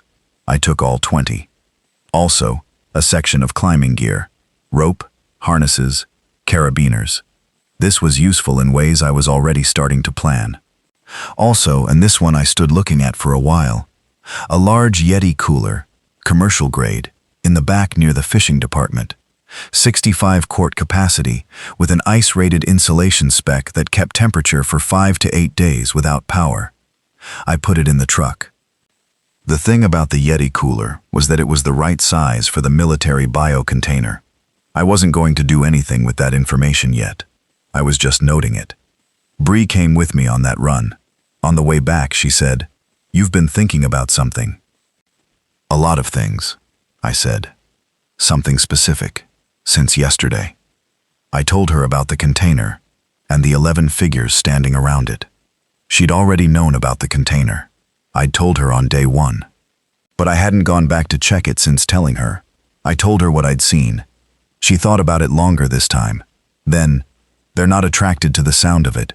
The container is cold, probably not making any noise. If it's a biohazard, maybe it's the smell. Or something frequency related. I know some biological processes produce electromagnetic fields. Maybe they can detect." "I don't need the mechanism," I said. "I need to know what it means. For us. It means they can locate something we can't perceive," she said. "Which means we can't always predict what's going to attract them." That was the useful part of it. That was why I'd been thinking about it. The other useful implication I kept to myself. If that container attracted those things, it was also potentially a tool, a way to draw them somewhere specific. I didn't have a use for that yet, but I kept it filed. I need to talk about day 10 and the radio signal. The 2-way radios we'd gotten from the distribution center had a scan function that cycled through all available channels. We'd been running them on channel 16, the standard emergency channel, and getting nothing but static. On day 10, Walt Fetter came to find me with a look on his face that was different from his usual evaluating patients. "Channel 14, he said. "Listen." I took the radio, keyed to 14. A voice. Human, clear, no static. This is the Crossroads settlement at the Carlisle Farm, off County Route 7 near Lebanon, Tennessee. We have running water, medical personnel, and space for additional survivors. We are safe. If you can hear this, transmit on this channel and we will provide. Static. Then the voice again, from the beginning. Recorded message, on a loop. Lebanon, Tennessee, was about 60 miles east, maybe 15 miles south of I-40. County Route 7. I knew that road, or I'd driven near it. Rural area, mostly farmland. The group gathered around when the word spread. Gary immediately said we should go. 3 or 4 others immediately agreed with him. Tommy looked at me. Bree looked at me. Patrick looked at me. A recorded message on a loop, I said. Could be from people who are there right now broadcasting it. It could also be from people who set up the broadcast and then left, or were taken. A recording doesn't prove the sender is still alive to receive us. That's pessimistic, Gary said. That's practical, I said, which is not the same thing. I want to find out more before we put everyone on the road toward it. How? I'm going to try to raise them on the radio. Real time. If someone answers back in real time, then we have something to act on. I spent an hour trying to raise the Crossroads settlement on Channel 14. I got the loop recording every time I waited, and nothing when I transmitted. They might just not be monitoring in real time, Patrick said. They might not, I said. Or they might be gone, Nate Colburn said.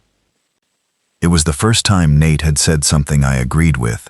He said it from the back of the group, very quietly, and he was looking at me when he said it with an expression I cataloged as, waiting to see what I'll do with the information. All of those are possible, I said. I want more before we move everyone. That evening I drove east alone. 11 miles east on I-40 was as far as I went, and from a highway overpass, I used a pair of binoculars from the sporting goods center to scan the terrain. Nothing I could see suggested an active settlement in the direction of Lebanon. No lights, no smoke column from cooking fires, nothing. That wasn't conclusive. Lebanon was 50 miles away, and I was 11 miles closer. But it wasn't reassuring either. I drove back and told the group I needed another week before we made any move. Gary argued.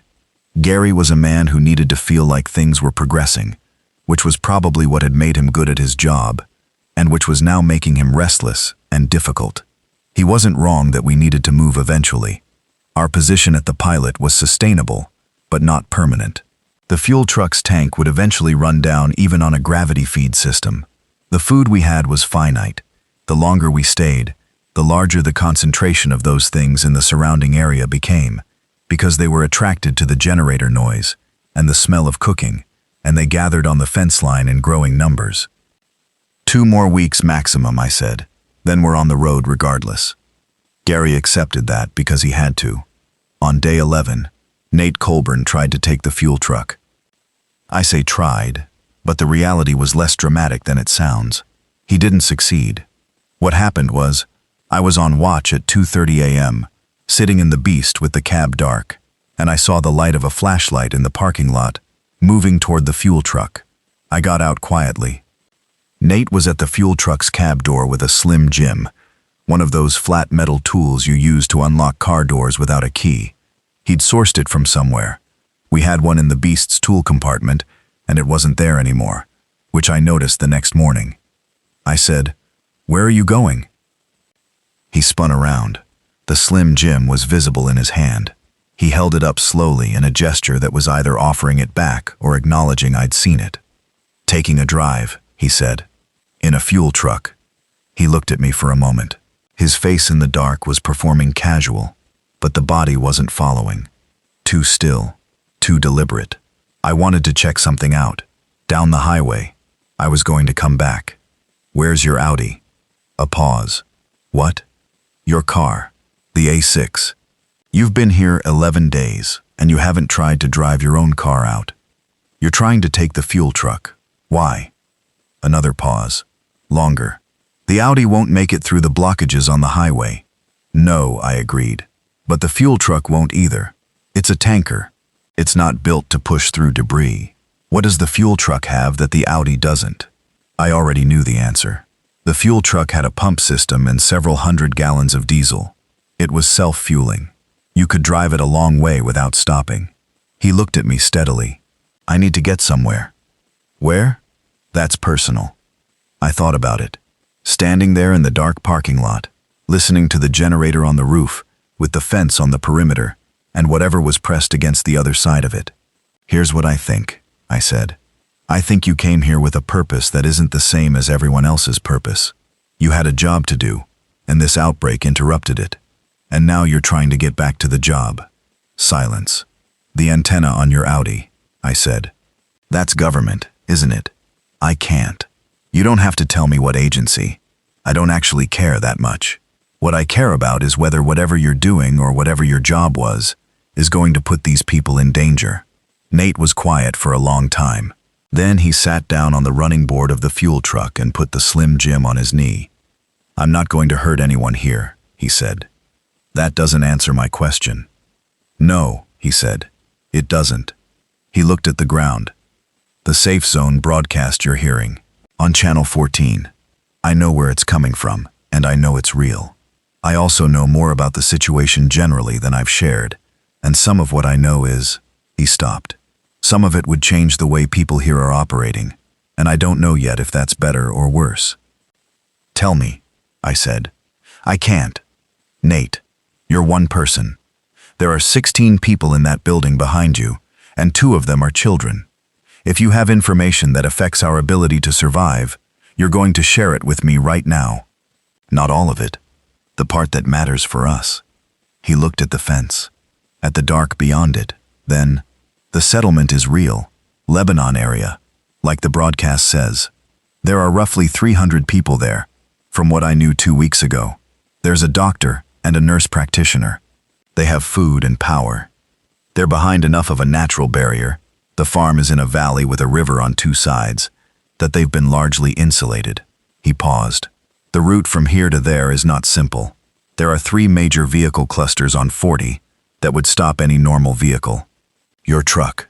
He looked at the beast. Your truck could probably get through 2 of them. The third one is different. How different? There's a bridge overpass at mile marker 44, where traffic backed up when the overpass partially collapsed. There are vehicles on it that shifted when it dropped. And there are... He paused again in a way that meant he was choosing words carefully. There are a very large number of the infected in that area. Concentrated. More than anywhere else I've seen on this stretch of highway. I processed this. Why there?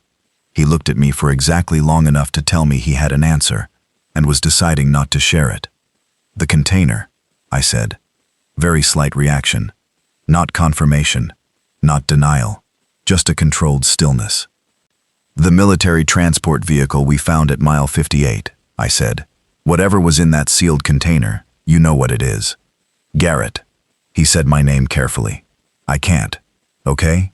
I genuinely cannot tell you everything. That's not stonewalling for its own sake. But I can tell you this. Get your people to Lebanon. Don't go near mile 44. Plan your route to avoid that area entirely. There's a county road that runs parallel to 40, from exit 40 to exit 38, that you can use to detour around the overpass.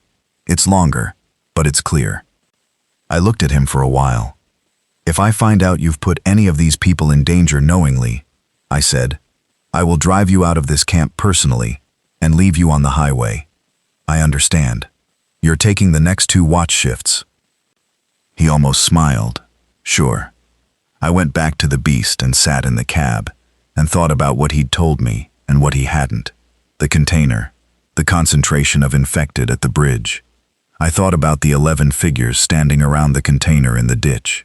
And I thought about the fact that Usamrid was the Army's infectious disease research lab, and that someone had put something from that lab in a sealed cold storage unit on a truck headed somewhere on a civilian highway, and that whatever was in it had subsequently done something that whatever those things had become could perceive and respond to. I was a tow truck driver. This was above my pay grade by a significant distance. I was also the person in the best position to move 16 people 60 miles east across a blocked interstate. So, day 12, I drove east alone to scout. I told the group I was doing a supply run, and I took the beast east, slow enough to observe. The highway east of our position was what you'd expect after 2 weeks. Vehicles everywhere, many of them pushed to the sides by earlier evacuation efforts that had given up, the roadway itself weaving between obstacles. The infected were present, but not in the density I'd been seeing near the pilot. They moved toward the sound of the beast, always, coming out from between cars, and from the median, and from the tree lines on both sides, and I could drive faster than they could follow, which meant as long as I kept moving, they weren't a real threat to the truck. The new push bumper had cleared 2 significant blockages without drama. I was feeling reasonably confident about the beast's highway capability. Then I got to mile marker 44, and I stopped a quarter mile back. Nate had set a concentration. That word did not adequately prepare me. The overpass at 44 had partially dropped. One section of the deck had subsided maybe 4 feet, creating a step in the road surface, and the vehicles that had been crossing it at the time were jammed in a chaotic pile at the step's edge, some having driven over it, some having crumpled against it from behind. The pile extended back from the overpass along the highway for about 300 yards. And standing in that pile, on the highway surface, on the shoulders, on the roofs of vehicles, on the overpass above, a crowd. I couldn't count them accurately from a quarter mile. There were hundreds of them. Not moving, which was the strange part. The way they'd been standing around the container in the ditch, facing a direction. Not making the sound I was used to. Just there. The beast's diesel engine should have attracted them from a quarter mile. None of them moved toward me. I sat there for a long time. Then I backed up, very slowly, until I was around the curve and out of sight, and turned around and drove back west.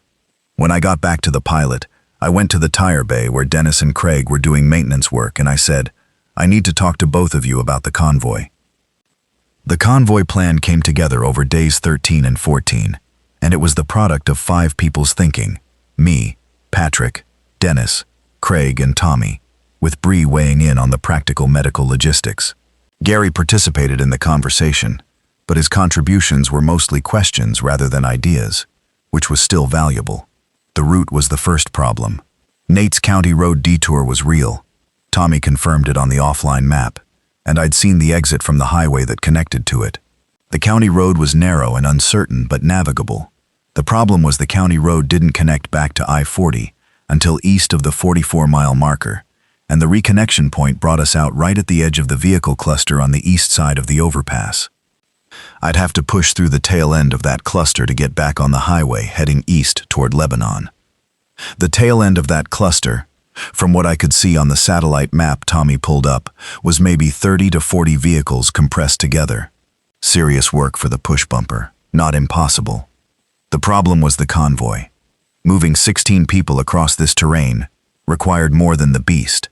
The beast could carry 8 people total, cab and the service body, with people sitting in the cargo space.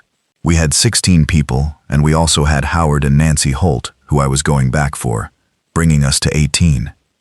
Dennis had the flatbed semi. The flatbed had 30 feet of steel deck. People could ride on it, secured against the rails, protected from the sides somewhat by the cargo rail system. It wasn't comfortable or safe in the normal sense, but it was substantial. The military LMTV truck we'd recovered gave us a covered cargo bed, 8 more people in there. So, the beast in front, the LMTV in the middle, Dennis on the flatbed in the back. That covered everyone. Craig and Patrick would drive the LMTV and the flatbed respectively. I'd drive the beast. Tommy would ride in the beast's cab on the passenger side with a radio and eyes on everything ahead. The second problem was the fuel. We'd be burning diesel at a significant rate. The beast was full, both tanks, 150 gallons. The LMTV had a 60-gallon tank that Dennis had topped off. The flatbed semi had twin tanks totaling 120 gallons, sufficient for 60 miles if we were moving at normal highway speeds. Unlikely we'd be moving at normal highway speeds. I loaded 40 gallons of diesel in jerry cans on the beast's roof rack, secured under the tarp. Backup. If anyone ran dry, we'd have the beast's tank and the jerry cans as a reservoir. The third problem, the one that kept me up on night 13, was the concentration of infected at the overpass. We needed to push through the tail end of the cluster to get back on I-40 East. The tail end would have infected in it. Pushing through would be noisy. Noise attracted them. And all those hundreds of infected standing silent near the overpass were pointing toward something. The container, probably, though the container was in the other direction, or something else in that area. If pushing through the tail of the cluster made noise, how many of them would turn and come at us? I thought about the container.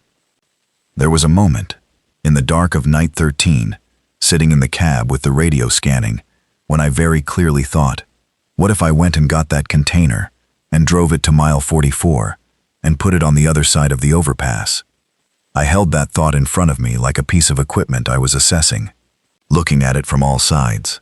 The theory was that whatever those things were responding to in the container, they'd follow it if it moved.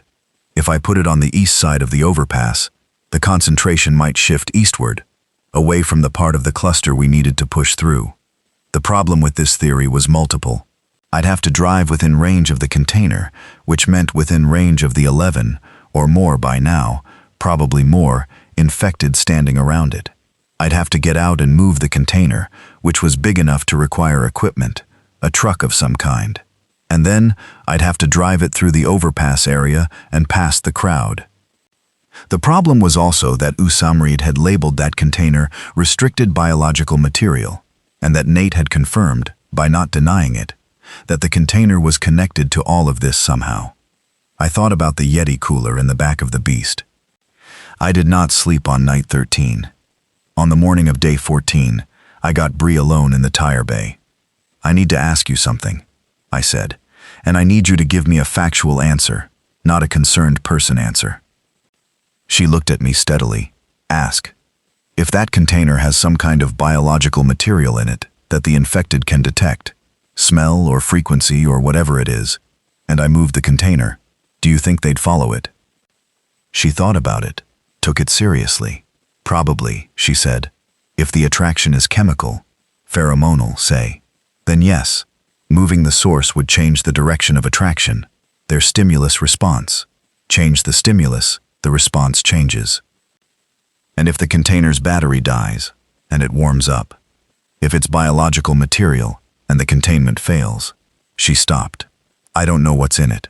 If it's something viable, something active, warming it up could release it into the environment, which could be very bad, depending on what it is. Or it could be samples, I said. Dead samples. Research material. Yes, could be. So the range of outcomes is from nothing happens to potentially very bad. Yes, I sat with that. What would you do? She was quiet for a moment. I'd figure out a way to move it without disturbing the containment. If the battery's still holding and the seal's intact, moving it doesn't open it. It's just relocation. She paused. But I wouldn't do it alone. No, I agreed. You wouldn't. I went for the container on day 14, midday. I took Bree and Patrick. I told the group I was doing a supply run. I did not take Tommy, because Tommy would have asked questions I didn't have answers for, and his expression when not satisfied is impossible to ignore. The container was still in the ditch at mile 58. The 11 figures that had been standing around it were now 14.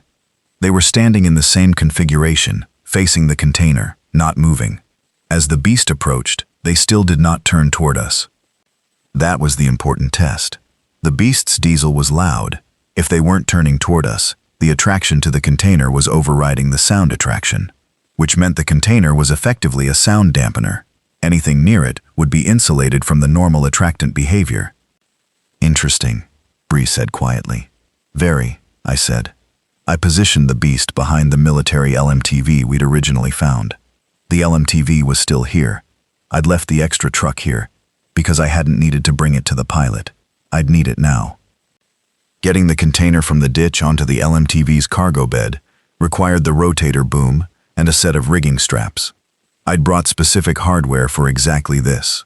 Wide nylon straps rather than chains, to avoid scratching the container's surface or potentially damaging the seal. The work took 30 minutes. During those 30 minutes, the 14 infected figures stood and watched and did not move, even when Patrick walked within 12 feet of the nearest one, to run a strap under the container. He told me afterward that the nearest one had looked at him and then looked away, looked at the container and then at him, and then at the container, like a dog deciding between two stimuli. They can see you, Bree said. They're just choosing. Don't like that, Patrick said. None of us like that, I said. I loaded the container onto the LMTV's cargo bed and tied it down. Checked the battery indicator. 47%. Still holding temperature. I started the LMTV and drove it behind the beast, east toward mile 44. The 14 infected followed, walking. No hurry. Behind the LMTV, in a rough line, maintaining a consistent distance of about 50 yards from the truck, following the container. Oh, Bree said, very quietly. Yeah, I said. We drove at walking pace, 5 miles per hour, so they kept up. I did not want to lose them. I wanted them following when we got to mile 44. What happened at mile 44? Complicated. We came around the curve and the overpass was visible ahead. The crowd of infected in the vehicle cluster ahead was still standing in their configuration, facing east, or away from us.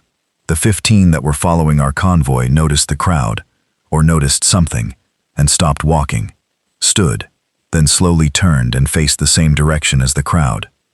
Added to the group. Then I drove the LMTV through the crowd, pushing between vehicles on the shoulder at about 2 miles per hour, the beast following close. The infected in our path moved, not attacked, not rushed, moved out of the way, like a crowd parting around a vehicle at a parade.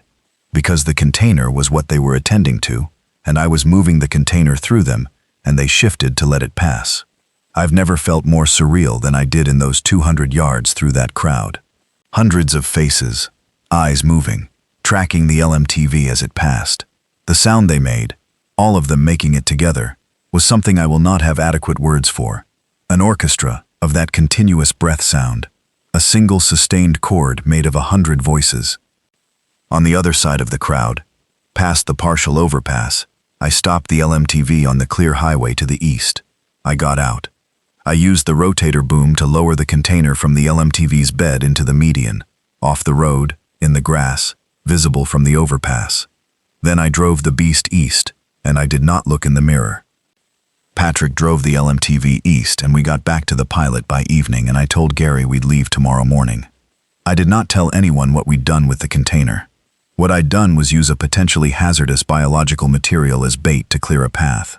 I had no way to know what the consequences of that were, and I don't know to this day. I told myself the container was sealed. I told myself it was still cold. I told myself the infected were already congregating there anyway. I just reorganized them.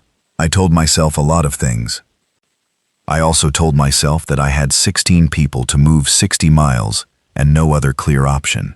Sometimes you make the decision you can live with rather than the right decision.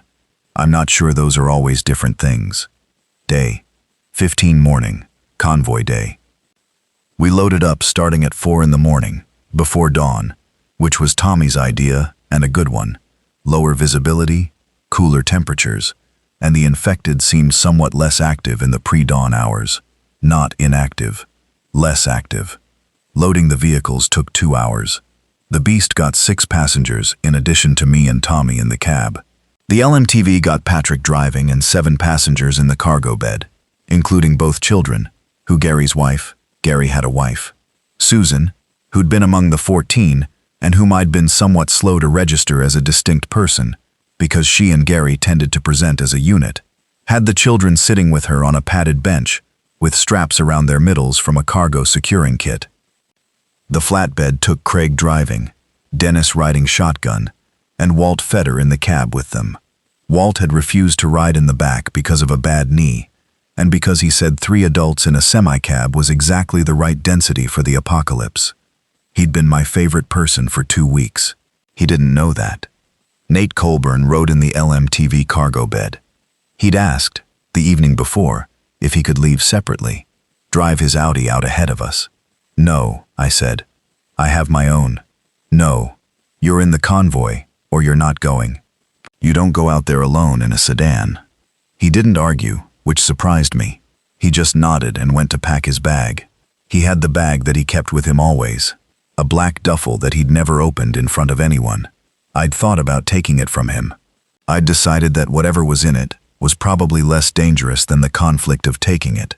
And besides, his information had been correct so far. Howard and Nancy Holt came out to meet us at their farm lane at 5:30 a.m. in the dark. Howard with the shotgun, and Nancy with a bag I recognized as the kind people pack when they know they're not coming back. She'd also brought seeds. She had a mason jar of seed packets with rubber bands around it that she held in her lap in the beast's cab for the entire trip, and I thought about that a lot. Everything she'd decided to carry with her and seeds had made the cut. Dennis's flatbed had Howard's truck hitched behind it on a tow bar because Howard had a horse trailer he'd already loaded his animals into, 4 chickens in wire cages and a single goat, and he was not leaving without them. We'd argued about this briefly. Howard had ended the argument by looking at me until I stopped talking. So the convoy was the Beast with 10 passengers including me, the LMTV with 8 passengers including Patrick driving, Dennis's flatbed with 5 passengers, plus Howard's truck and horse trailer in tow. I keyed the radio as we pulled out of the pilot lot. Craig, Patrick, Channel 6 for convoy comms. Maintain visual on the vehicle ahead. If anything happens in front of you, stop, don't pile in. If anything happens behind you, call it out. We are not leaving anyone on the road. Acknowledge. Patrick, acknowledged. Craig, copy. Tommy, I said. Yeah? You've got the binoculars. You keep watching ahead. You see anything that looks like a problem, you call it. Yep. I put the Beast in drive and we went east. The first 10 miles were the best 10 miles. West of the big vehicle clusters, the highway had been mostly clear since the initial evacuation surge, and in those first 10 miles, we moved at 40 miles per hour on the clear stretches and maybe 15 through the obstacle clusters. The push bumper worked exactly as designed, pushing lighter vehicles aside with a sound like an aluminum can being crushed, and the Beast's weight meant it didn't rock or slow down from the contact. The infected we encountered in that stretch responded to the noise of the convoy exactly as expected. They moved toward us. The issue was the convoy's speed was enough that we were usually past a given cluster of infected before they could intercept. The ones that got close to the road, that stepped onto the asphalt as we went by, the Beast pushed aside with the bumper. That sounds worse than I'm making it seem. I'm not going to describe it in more detail than that. Patrick was keeping pace behind me, the LMTV about 20 yards back. Craig was another 30 behind Patrick. Mile marker 58. The ditch where the military truck had been. I looked at it as we went past. The ditch was empty. Container gone. LMTV gone. Just tire tracks in the mud, and a crushed area of grass where the figures had been standing. I looked away. Mile marker 50, 49, 48. Then the county road detour. I took the exit at 47, a sharp right down the off-ramp and onto Route 112, the county road Tommy had found on the map.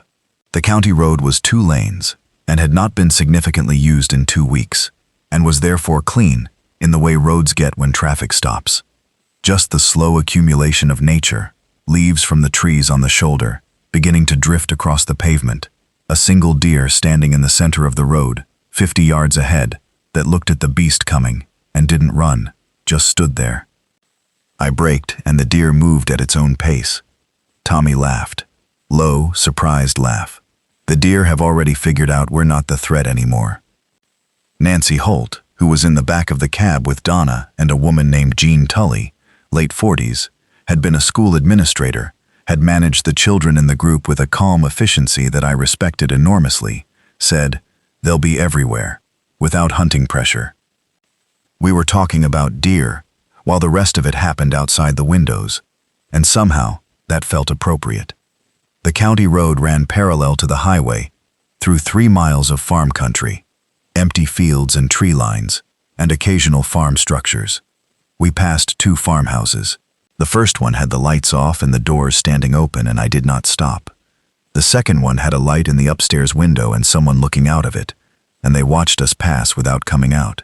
I couldn't help them. I had a full truck and a plan, and I couldn't afford to stop. That bothered me. It still does.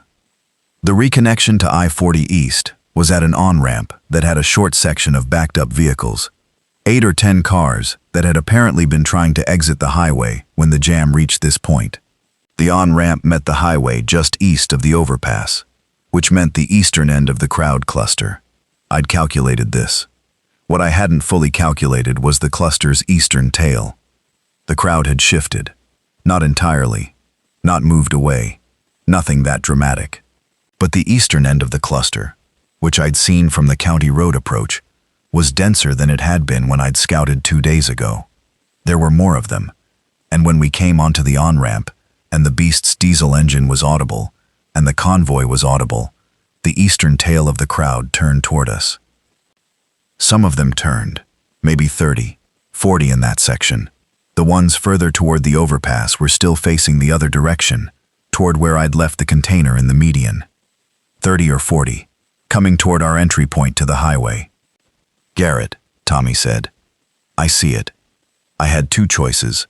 Stop here and wait for them to clear the on-ramp, which they wouldn't, they'd just gather, or push through." I keyed the radio.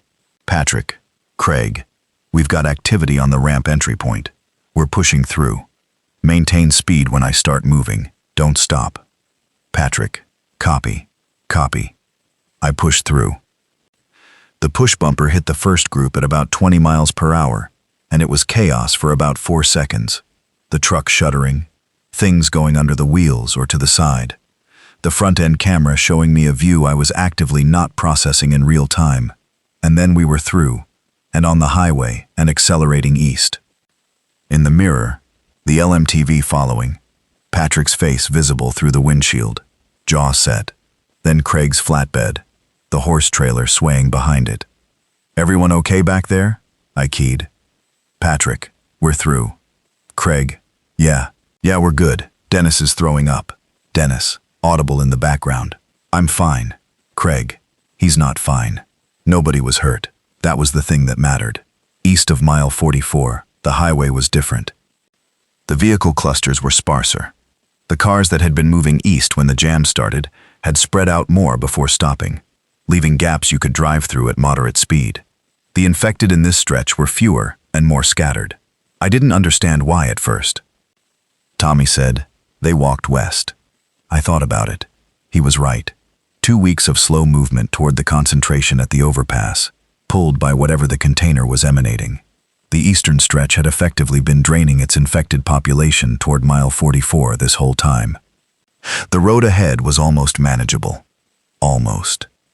At mile 32, we were 28 miles east of the pilot, 32 miles from Lebanon. The flatbed behind me called in. "Craig, Garrett, we have an issue." I looked in the mirror. The flatbed was slowing. "What's happening?" "Craig, horse trailer came loose from the hitch. One of the safety chains held, but it's dragging. I need to stop." I stopped the convoy. We were on a long, straight stretch, nothing visible ahead or behind for a quarter mile in either direction. I got out and walked back to the flatbed. Howard was already out of the truck and at the trailer hitch, moving faster than his bad hip should have allowed. The ball hitch had come off the receiver. The locking pin had shaken loose, probably from the impacts on the ramp. The trailer was attached by a single safety chain and tilted at an angle, one corner almost touching the asphalt. "Can you rehitch it?" I said. Howard was already doing it. He didn't answer. He got the ball back in the receiver and got the pin in, and I saw him try the locking clip 3 times before his hands settled enough to get it seated. 2 minutes. In those 2 minutes, I was watching the road in both directions. Nothing moved in the first minute. In the second minute, something appeared at the tree line to the south, 200 yards off the road. Then something else, then something else. The tree line in this area was the edge of a woodlot, and from the woodlot, things were emerging, moving toward the sound of the stopped convoy. "Howard." "I've got it," he said. "Howard, we need to go." I said, "I've got it." He had it. He stood up, and I walked him at speed back to the flatbed cab, and we were moving again in 30 seconds. The things from the woodlot reached the road shoulder as we pulled away. 4 of them, maybe more coming. We were already accelerating. Distance from Lebanon? I asked Tommy. He checked the map. About 22 miles. Maybe 40 minutes on this road. Okay, I said. I breathed. At mile 20, Nate Colburn knocked on the rear window of the LMTV's cab, and Patrick relayed his request to talk to me over the radio. I had him come up to the beast somehow, which meant stopping briefly while he climbed down from the LMTV and up into the beast's cab through the rear service door. Tight, with people already in there. A lot of excuse me and shifting around. And then we were moving again, with Nate sitting half on the back seat and half on Tommy's bag. The route into Lebanon, he said. Into the valley where the settlement is. There's a state highway off exit 9 that runs down to the county road. The state highway has a bridge. Okay. The bridge was intact 2 weeks ago, when I last had information on it. I don't know if it still is. I looked at him. Roger's bridge comments came back to me. The civil engineer at the pilot. Bridges need maintenance. It's been 2 weeks, Nate said. Not 2 years. But it's a smaller bridge and the settlement has been using it for convoy traffic coming in. High-weight traffic. I thought about the beast's weight. 30,000 pounds unladen. More with everyone aboard. The LMTV was another 20,000. Dennis's flatbed, loaded, was probably 50,000. Wait. Is there another route into the valley? There's a farm track on the south end that doesn't cross the river. Takes you around. Longer. Maybe 6 miles longer, and the road is rough. How rough? Unpaved. Mostly maintained. Agricultural use. 6 miles of unpaved road with Dennis's flatbed and the horse trailer at the tail of the convoy. We'll check the bridge first, I said. If it looks good, we use it. If it looks doubtful, the farm track. Nate went back to the LMTV. Exit 9 came up at mile marker 9, which sounds obvious, but the feeling of the numbers counting down like that was something. Mile 9. 8 miles to Lebanon. The off-ramp was clear, no vehicles.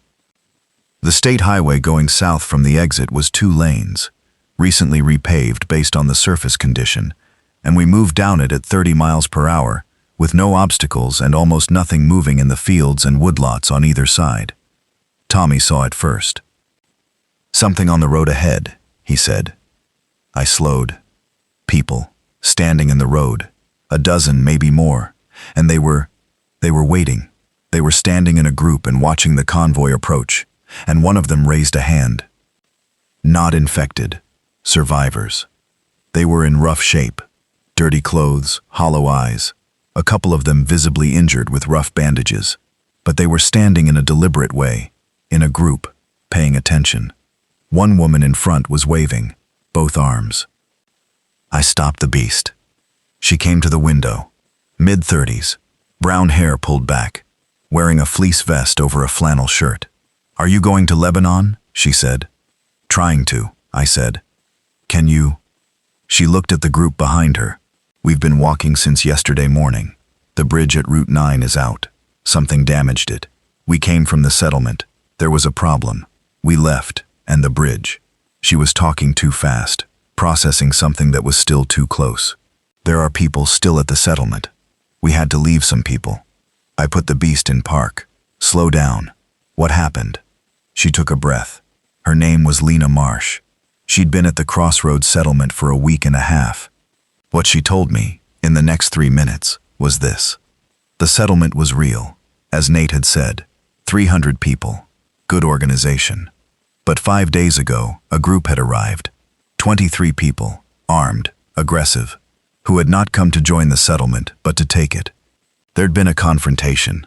The settlement's leader, a man named Dr. Aldrich, had negotiated a division of resources, which had diffused the immediate crisis, but left the armed group in the settlement's compound and the original residents effectively displaced to the outer buildings. So the settlement is occupied, I said. Partially. Some of our people are still inside. Aldrich stayed, some others stayed.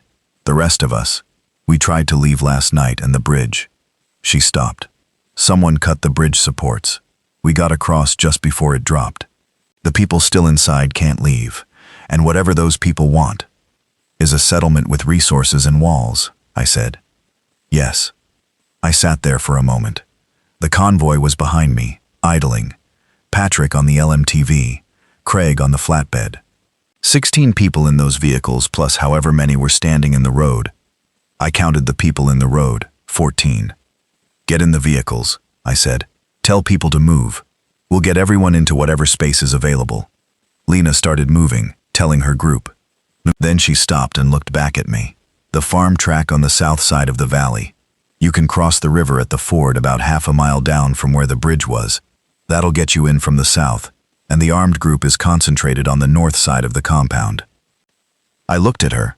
How do you know about the farm track? She looked right back. I grew up on the Carlisle farm, she said. My grandfather started the settlement there. My name is Lena Carlisle. We found the ford. It was barely a ford.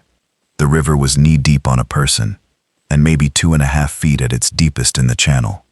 The beast went through it like a bathtub toy going through a puddle. The LMTV went through. The flatbed went through slowly. The trailer splashing. The chickens audible in their cages with strong opinions about the situation. The Carlisle farm came up ahead of us in the late afternoon light, a valley farm in the way that valley farms look, arranged around a central barn, outbuildings extending from it, the whole thing cupped in a low bowl of land, with the river on one side and a wooded ridge on the other. At the right time of day, in good weather, it would have been beautiful in an unassuming way. The kind of place that doesn't try to be beautiful and ends up being it anyway. There were people visible, on the porch of the main house, some of them looking toward us with the wariness of people who'd seen too many unexpected vehicles in the past week. And in the central barn area, the armed group Lena had described. I could see them from the farm lane approach, 7 or 8 of them visible, weapons visible, positioned in a way that told me someone among them understood tactical positioning. They'd been expecting approach from the north, from the bridge, not from the south. I stopped the convoy 200 yards from the barn. I got out of the beast. Patrick came to stand next to me without being asked. We looked at the barn area together. "What are you thinking?" he said. "I'm thinking 30,000 pounds of truck is a better opening argument than anything I can say out loud," I said. "You're going to drive at them. I'm going to drive toward them, slow, and let them think about what happens if they don't make the right decision." Patrick was quiet. Then, and if they make the wrong decision? I'd been a tow truck driver for 20 years. I'd never been in a fight, not a real one. I'd broken up a couple at accident scenes, pulled people apart who were blaming each other for crashes, once talked a man down from a completely unreasonable situation involving a tow fee that had escalated much further than tow fees typically do. I was not a fighter, and I was not pretending to be one. But I had a truck that could move a fully loaded 18-wheeler sideways. "Let's find out," I said. I got back in the cab. I drove toward the barn at about 5 miles per hour. Lights on, all of them. The amber strobes, the headlights, the work lights on the boom. The beast at full illumination is a significant visual event. The push bumper up front caught the light and gleamed. At 100 yards, one of the armed group came out from the barn entrance and held up a hand. I kept driving. At 50 yards, he stepped aside. I stopped at 30 yards and left the engine running. A man came out of the barn. He was older than I expected, maybe 55, gray-bearded, wearing a canvas jacket. He walked toward the beast with his hands visible, and his body language doing the work of someone who's reassessing a situation in real time. I rolled down the window. "This is private property," he said. "That's Lena Carlisle in the truck behind me," I said. "This is Carlisle property." He looked at the LMTV, then back at me. "Your group is larger than it looks," I said, "and getting larger. There are people out there on the road I came in on who are going to need to come here, and there are people in this settlement who were here before your group arrived and who'd like to have their home back." He looked at the beast for a long moment, then at the LMTV, then at the flatbed with the horse trailer behind it. "That's a tow truck," he said. "Yes. Where did you come from?" "I-40. From the west. We drove through." He absorbed this. You could see him doing it. "You cleared the highway?" "Enough of it." He looked at the settlement, at the people on the porch of the main house, at Lena's group, who'd gotten out of the vehicles and were standing visible. He was counting, running numbers of some kind. Then he said, "My name's Brant. We came from Murfreesboro. There were 40 of us 3 weeks ago. There are 20 now." I didn't say anything. "We didn't come here to take anything," he said. "We came here because we were dying, and we needed somewhere to be." "That's not how the arrival was handled," I said. "No." He looked at the ground. "No, it wasn't. Some of the people with me." He stopped. "It wasn't handled well." I sat in the cab for a moment. Bree was going to say something to me later about this moment. She was going to say that I made the right call and she was going to cite specific reasons. But in the moment, I just sat there and thought about what I knew. I knew the highway going back west. I knew what it was like. I knew what it cost to move through it, and what it cost to stay still in the middle of it. I knew what 20 people felt like after 3 weeks of being slowly reduced from 40. I said, "Are any of your people hurt? In need of medical attention?" He looked up. 3 of them. 2 badly. "We have a nurse and military-grade medical supplies," I said. He was quiet. "Here's what's going to happen," I said. "Bree is going to come out of that truck, and she's going to attend to your people. While she does that, you and I are going to sit down with Lena Carlisle and Dr. Aldrich and figure out how this settlement works going forward. Because this settlement is going to have to work for everyone now, yours and ours. Because the alternative is 40-plus people fighting over a farm instead of running one." Brant looked at me for a while, then he called back to the barn. "Put the weapons down." Someone inside said something. "Brant, louder. Put them down." It took 3 days to sort out, not 3 hours. 3 days of conversations and standoffs, and 2 incidents that almost went sideways, and 1 actual fight between one of Brant's people and Dennis that resulted in a broken nose. Dennis's, not the other guy's, which Dennis was annoyed about, and then Bree treating the nose, which Dennis was more annoyed about. But it got sorted. Dr. Aldrich was real, a retired GP who'd been coming to visit the Carlisle farm for a summer vacation when the outbreak began and had organized the early settlement almost by accident. He was 70 and tired and enormously relieved to have Bree available. The settlement had a wound care problem, 3 infections that Bree treated with the military antibiotics and which responded, and a food storage problem that Nancy Holt took one look at and began addressing with the contained intensity of someone who'd been waiting her entire life for exactly this problem. Howard Holt's goat turned out to be more valuable than anyone had predicted, including Howard. The settlement had been trying to manage a small goat herd they'd inherited from the farm and doing it badly, and Howard walked into the goat pen on day 2 and things improved noticeably. Walt Fetter, who I'd been half expecting to fade into the background of the settlement, instead became the person who everyone went to with structural questions. The fence situation, the generator arrangement, the water system. He had opinions about all of it, and his opinions were good. He walked the perimeter of the settlement 3 times on his bad knee, and came back and sat down with me, and told me exactly what he'd do to make the valley defensible, and how long it would take, and what materials he'd need. Tommy was already talking to some of the Carlisle settlement's younger members about farm supply runs, about what county roads to use and which ones to avoid. He had the map out, and he was showing a kid named Ryan, who was maybe 17, the route we'd taken, and describing the highway conditions section by section. Patrick found the settlement's fuel situation deeply unsatisfactory, and immediately began conversations with the 2 men who'd been managing it about more efficient storage solutions. The Brant group, what was left of them, mostly kept to themselves in the first days, cautious, watching to see what the new arrangement meant.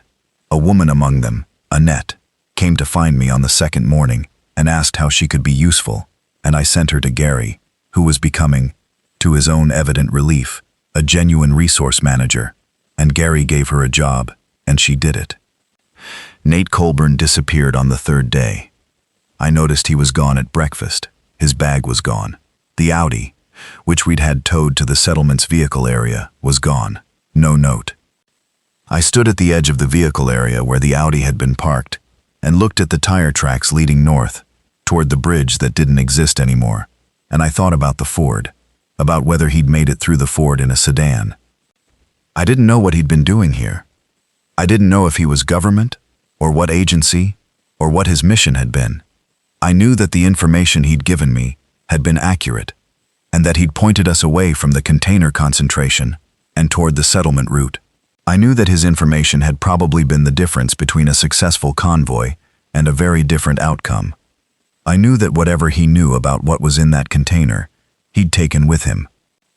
And I knew the container was sitting in the median of I-40, battery percentage declining, surrounded by however many of those things had gathered to it, and that someday the battery would hit zero, and the temperature inside would rise, and whatever Usamrid had been transporting in it would either harmlessly degrade or... I didn't finish that thought. It's been 6 weeks now. That's where I am, telling you this. 6 weeks since I drove out on I-40 east of Memphis to recover a jackknifed semi and found the world had already changed while I was driving to it. The settlement in the Carlisle Valley has 58 people now. There have been 3 more arrivals since we got here. Small groups, on foot mostly, coming through the ridge pass on the north side where the bridge used to be, finding their way by the radio signal, or by word of mouth, or just by following the road to its logical end. Each group gets the same assessment I gave everyone. What do you have? What do you need? What can you do? The fence situation is improved, per Walt's specifications. We have a functioning rain catchment system that Gary's wife Susan, who turns out to have a degree in environmental engineering that nobody had asked about, designed and oversaw. We have rows of winter crops started from Nancy Holt's seed jars, and from seeds she'd found in the farm's storage, and from some she'd identified in the surrounding hedgerows by type and viability. The highway is still out there. I go back on it sometimes. Not on supply runs into disaster anymore. Those are getting more organized, more planned, more people involved. I go back on it because I still have the Beast, and the Beast is still the most capable vehicle on this stretch of the country, and because someone has to go out there, and because I'm still the person who knows how. The infected are thinning, very slowly, not gone, not close to gone, but thinning.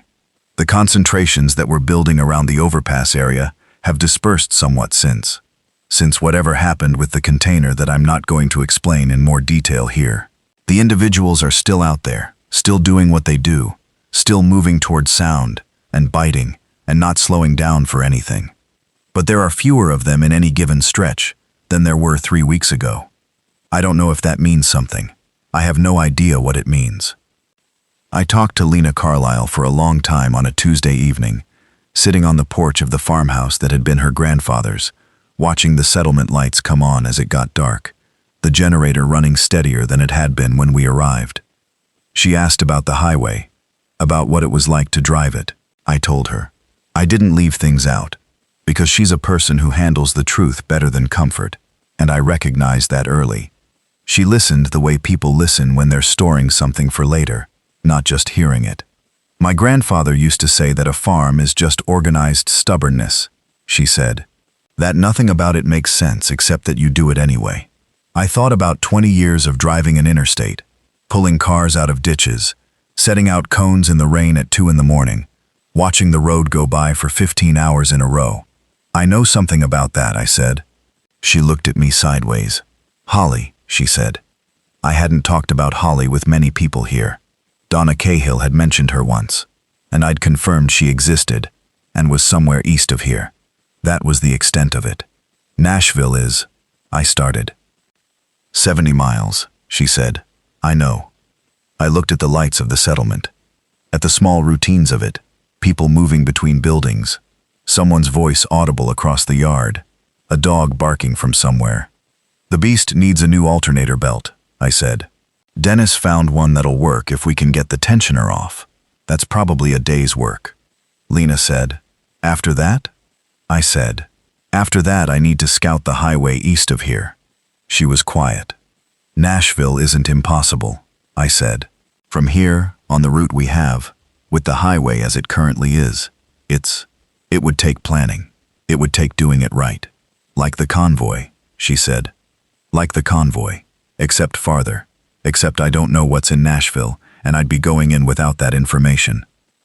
She was quiet again. This time the kind of quiet that means she's deciding something. "I'll come," she said. I started to say that wasn't necessary. She looked at me, and I stopped saying it. The alternator belt took 2 days because the tensioner bolt was seized, and Dennis stripped the head the first time, and we had to find the right extractor socket in the beast's tool compartment, which took longer than it should have, because at some point over the past 6 weeks, the tool compartment had become everyone's tool compartment, and the organizational system I'd had was gone. I spent a morning reorganizing it. I needed to do something with my hands while I thought, and reorganizing tools is the kind of task that lets your mind work at a different level. I thought about Nate Colburn, about what he knew and where he'd gone. The radio on Channel 14 still played the Carlisle settlement loop, and we'd reprogrammed it with a new message, Dr. Aldrich's voice, longer, more specific, with approach instructions. If Nate was out there listening, he'd hear it. I didn't know what that was worth. I thought about the bridge at mile 44. Roger Feder. Walt's comment about bridges needing maintenance. A partial collapse in 2 weeks. I thought about what a full collapse would mean for anyone trying to move through that stretch of highway. Whether the container situation had anything to do with what happened to the bridge. I didn't have enough information. I thought about Holly. Nashville. 70 miles. There was something that happened in week 4, before I decided about Nashville, that I haven't told yet. I'm telling it now because it matters. Tommy and I were doing a run northeast of the settlement on a county road, looking for a farm supply store that Lena had remembered and that Tommy had found on the map. Routine run. We'd gotten good at routine runs. In and out in under 2 hours. Specific targets. No improvisation. We found the farm supply store. We were loading the beast with bags of seed-starting soil and fertilizer and a spare irrigation pump when Tommy said, very quietly, "Garrett." I looked up. At the end of the parking lot, 40 yards away, standing next to a silver car, Audi A6, same color as Nate's, was a man talking on a satellite phone. He had his back to us. The man was dressed well, considering. Clean clothes, relatively speaking, short hair. He wasn't infected. He was having a conversation on a satellite phone in the parking lot of a farm supply store. Tommy and I looked at each other. I walked toward the man. He heard me coming. I wasn't trying to be quiet, and turned around before I got close. It wasn't Nate. It was an older man, 60, with military posture and reading glasses hanging on a lanyard that seemed incongruous with the posture. He looked at me, looked at the beast, looked at Tommy. He said one word into the phone, and then took it away from his ear. "You're the tow truck driver," he said. It wasn't a question. I looked at him. "And you're?" "Someone who's been following your progress for about 2 weeks," he said. "Since the convoy came through." He nodded toward the beast. "There are not many rotator wreckers working this stretch of 40. You're somewhat conspicuous. How are you tracking us?" He looked at me in a way that meant the question was noted and that he wasn't going to answer it. "The settlement at Carlisle Farm." "It's doing well." "Well enough," I said. "Better than most." He glanced at Tommy, then back at me. "Mr. Briggs, the container you relocated to the median at mile 44, we recovered it. The air felt different. Is it contained?" I said. "Yes." The seal held. The battery was at 11% when our team reached it. He paused. "You made a reasonable call with limited information. I want you to know that. I want you to know that I don't feel particularly good about it," I said. "No," he said. "Most people who make those calls don't." He looked toward the highway, the invisible stretch of it on the other side of the tree line. "Nashville," he said. I was getting very tired of people knowing things about me. "What about Nashville?" I said. "There's a functional corridor in the city, eastern districts. 1,200 odd survivors, established around the hospital complex. Good security, good medical staff." He looked at me. "The highway between here and there is manageable. Not easy, but manageable, with the right equipment." I looked at the beast, at the push bumper I'd built with Dennis, the grated windows, the jury-rigged fuel system on the roof, at the alternator belt that was new and working now. "And you want," I started. "I want nothing," he said, mildly. "I'm telling you what's there." What you do with it is your decision. He picked up the satellite phone, looked at it. Then he did something I didn't expect. He held it out to me. I looked at it. There's one contact in it, he said. If you need something specific when you're on the road east. Not a helpline, not a rescue service, just someone on the other end who knows the current situation. I took the phone. He walked to the Audi A6 and got in it and drove away north. Tommy and I stood in the parking lot for a while. Who was that? Tommy said. I genuinely don't know, I said, which was true, and also not entirely true. We left for Nashville on a Tuesday. Lena came. Tommy came. Patrick came. Bree came, after I stopped arguing about it on day 2 of arguing about it. Gary stayed to manage the settlement. Walt stayed because his knee had worsened over the past week, and I wasn't putting him in the beast's cab for a 70-mile run over broken highway. Dennis and Craig stayed with the flatbed. I left them the flatbed, as the settlement's emergency transport capability. We also took Howard Holt's truck, the pickup, with Howard driving and Nancy riding shotgun, because Howard had said he was coming, and I'd learned not to argue with Howard. The pickup could manage the route with the beast clearing the way, and Howard on the pickup could be a second set of eyes on the rear.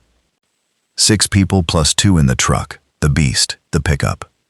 Route from Carlisle Farm to Nashville. I-40 east, via the Ford crossing at the county road. Then the reconnect east of the overpass, at mile 44. Then 72 miles to the Nashville Metro, coming in on the eastern approach. The man's satellite phone was in my jacket pocket. I hadn't used it. Mile 44 was different on the way through this time. The container was gone. The man had said his team recovered it. The cluster of infected that had been congregating there was dispersed, spread over a wider area, moving individually rather than standing in that organized configuration. The overpass was still partially collapsed, but the vehicles jammed on it had settled into a more stable arrangement, and there was a navigable path on the left shoulder if you went slowly. I went slowly.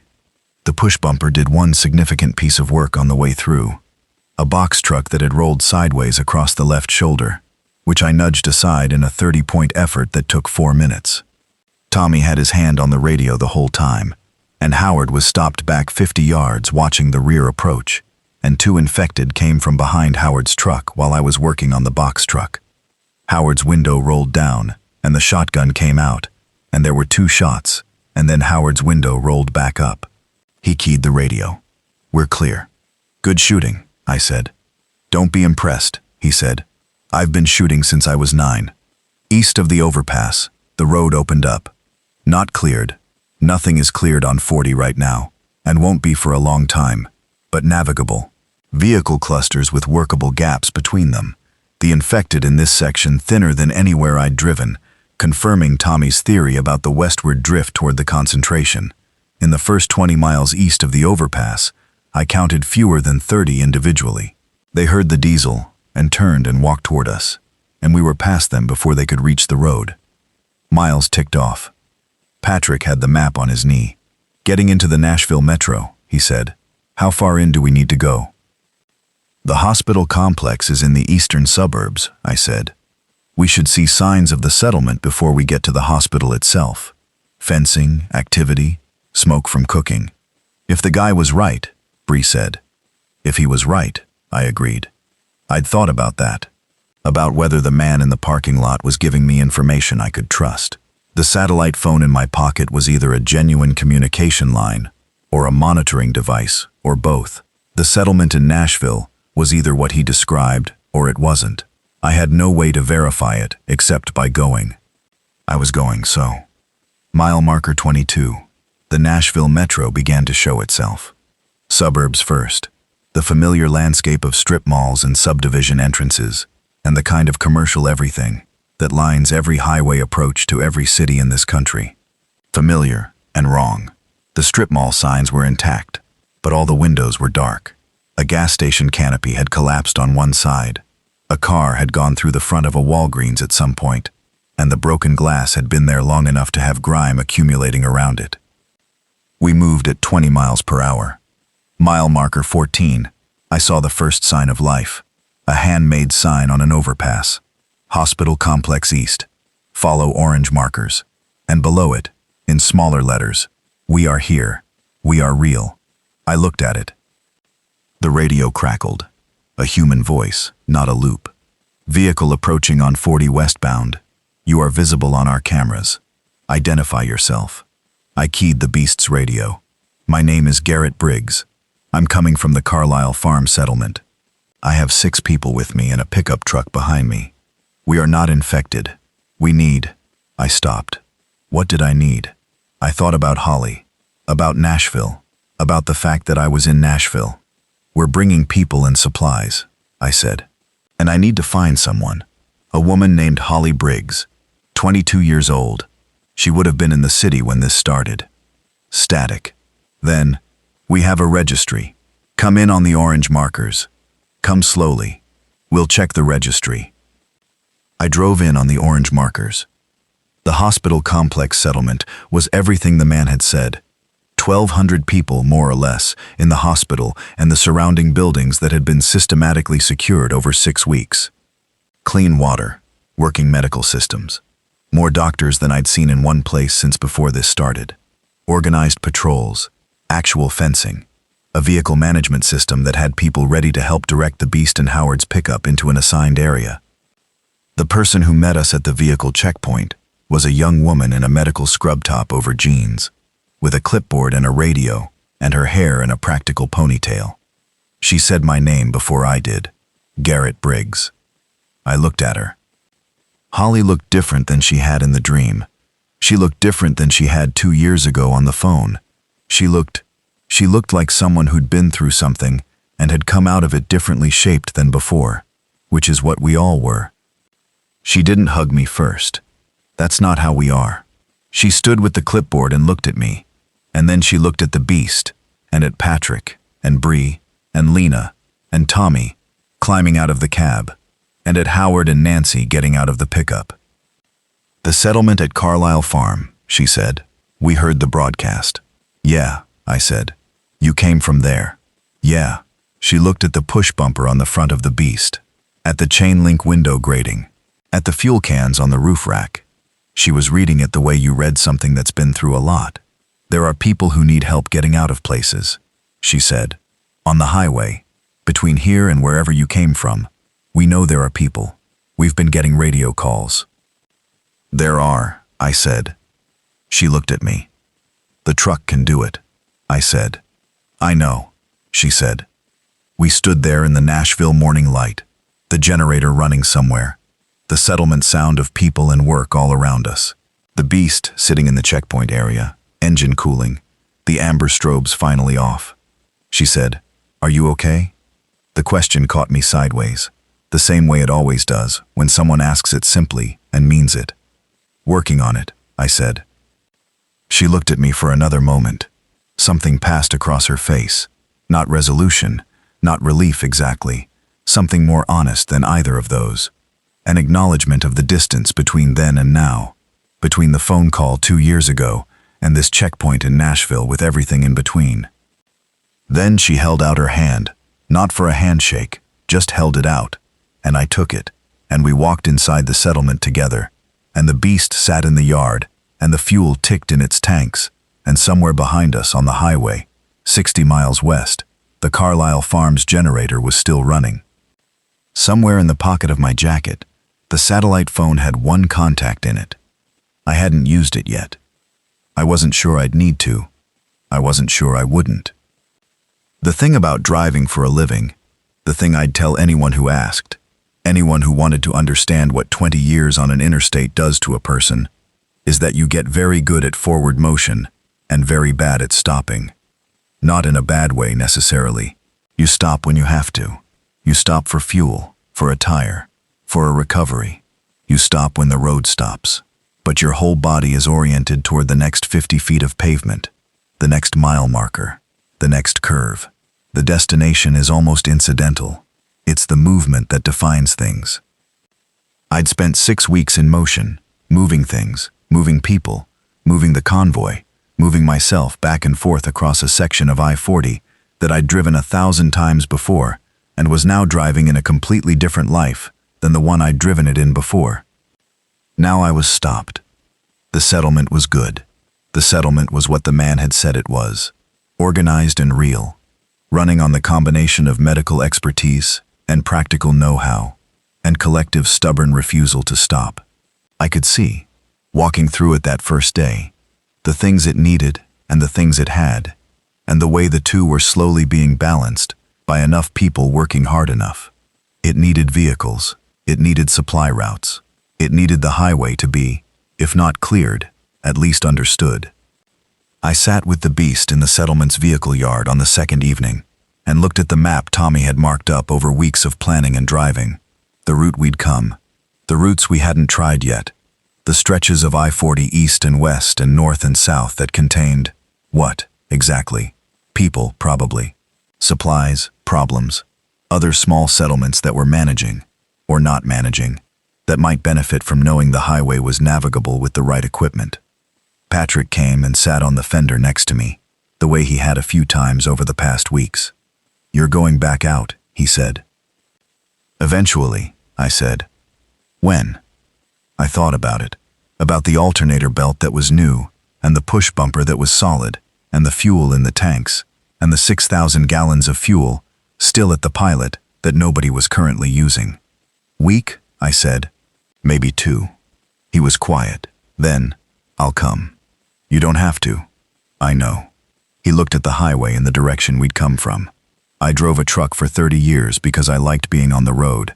I didn't think I'd be doing it for this reason, but," he shrugged, "I still like being on the road."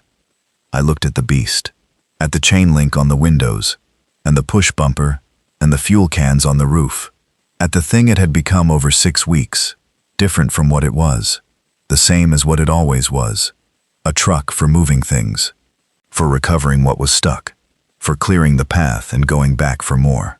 I said, "We'll need to top up the tanks before we go." Patrick said, "Yeah." And somewhere on I-40, the road waited. 60 miles of it between here and the Carlisle farm. Beyond that, more road, more miles, more mile markers counting down and then up again. More people standing on overpasses, more survivors behind locked doors, more small signals of life in the static. The road was still out there. The beast was still running. 2 weeks and 3 days after we arrived in Nashville, I drove back west. Patrick was riding passenger. Tommy was in the back. Bree had stayed. There was work for her here at the hospital complex that she was more needed for than she was in the truck cab. Lena had stayed too, because there were things to coordinate between the two settlements that couldn't be done from a moving truck. Holly walked out to the checkpoint when we were loading up. She had a list. Not a short list. A full page, typed on the settlement's one working printer, which someone had found ink cartridges for. Names, coordinates, last known locations of people the Nashville settlement was trying to reach. Families of settlement residents who'd been somewhere on the highway or in the surrounding areas when things fell apart. She handed me the list. "If you find anyone," she said. "I'll find people," I said. "Might not be who's on the list, but I'll bring back whoever I find." "That's," she stopped, looked at me. "That's what I figured you'd say." I folded the list and put it in the beast's sun visor clip, where I kept things I needed to see. She looked at the truck again, at the push bumper. "Be careful," she said. The words sat there. Be careful was not how we talked to each other, historically. We talked around things. We talked about jobs and routes and who was making dinner and whether the lease was being renewed. And we didn't say the direct thing, because the direct thing was harder. "Holly," I said. She looked at me. "The argument," I said. "The things I said. When your mother and I—" "Dad," she said. "Not now. It's been 2 years. I know how long it's been." She looked at the highway. "I know." She looked back at me. "After. When you come back. We'll talk then." I nodded. She stepped back from the truck. I put it in drive. In the mirror, as I pulled out of the checkpoint, she was standing with her arms crossed, watching. She didn't wave. Neither did I. We're not really wave people. But she stood and watched until the curve took me out of sight, and that was something. That was something. West on I-40. The amber strobes going. The diesel doing what diesels do. That deep, continuous conversation with the road. Tommy in the back with the binoculars. Patrick with the map. I know this highway. I know the mile markers and the exit numbers, and the service plazas, and the rest areas, and the curves and the straightaways, and the places where the shoulder widens, and the places where it doesn't. The road is different now. Changed by 6 weeks of no maintenance, no traffic authority, no commerce. And changed by whatever we are now, whatever this has become. But it's still the road, and I still know how to drive it. Mile marker 62. The spot where I first saw the woman in the white Lexus, backing away from something I couldn't see. A long time ago. A few weeks ago. The same thing. The beast went through the gap in the concrete median barrier at 44, without slowing down, the push bumper brushing the barrier edge with a scrape of steel on concrete, and we were on the westbound lanes, heading home. Patrick was looking at the list from Holly. 23 names, he said. Yeah. Lots of them are on routes we've already scouted. Some of them, I said. He was quiet for a while. The county road, he said. Off the exit at 37. We haven't been all the way down it. No. Could be worth a look. I thought about the list in the sun visor. The 23 names. The people that someone in Nashville was hoping were still somewhere on the road. Somewhere in a house or a building, or a truck cab or an overpass, waiting. You don't find everyone. I know that now, 6 weeks in. You don't find everyone. I know that now, 6 weeks in. You don't find everyone. I know that now, 6 weeks in. You don't let the ones you couldn't find stop you from going back for the ones you might. Yeah, I said. We'll check it. The beast moved west. The miles moved east, under us, behind us. Somewhere up ahead, the Carlisle Farms generator was running, and Nancy Holt's seeds were growing, and Walt Fetter was giving someone good advice about a fence. The highway went on. The road went on. The truck went on. That's what trucks do.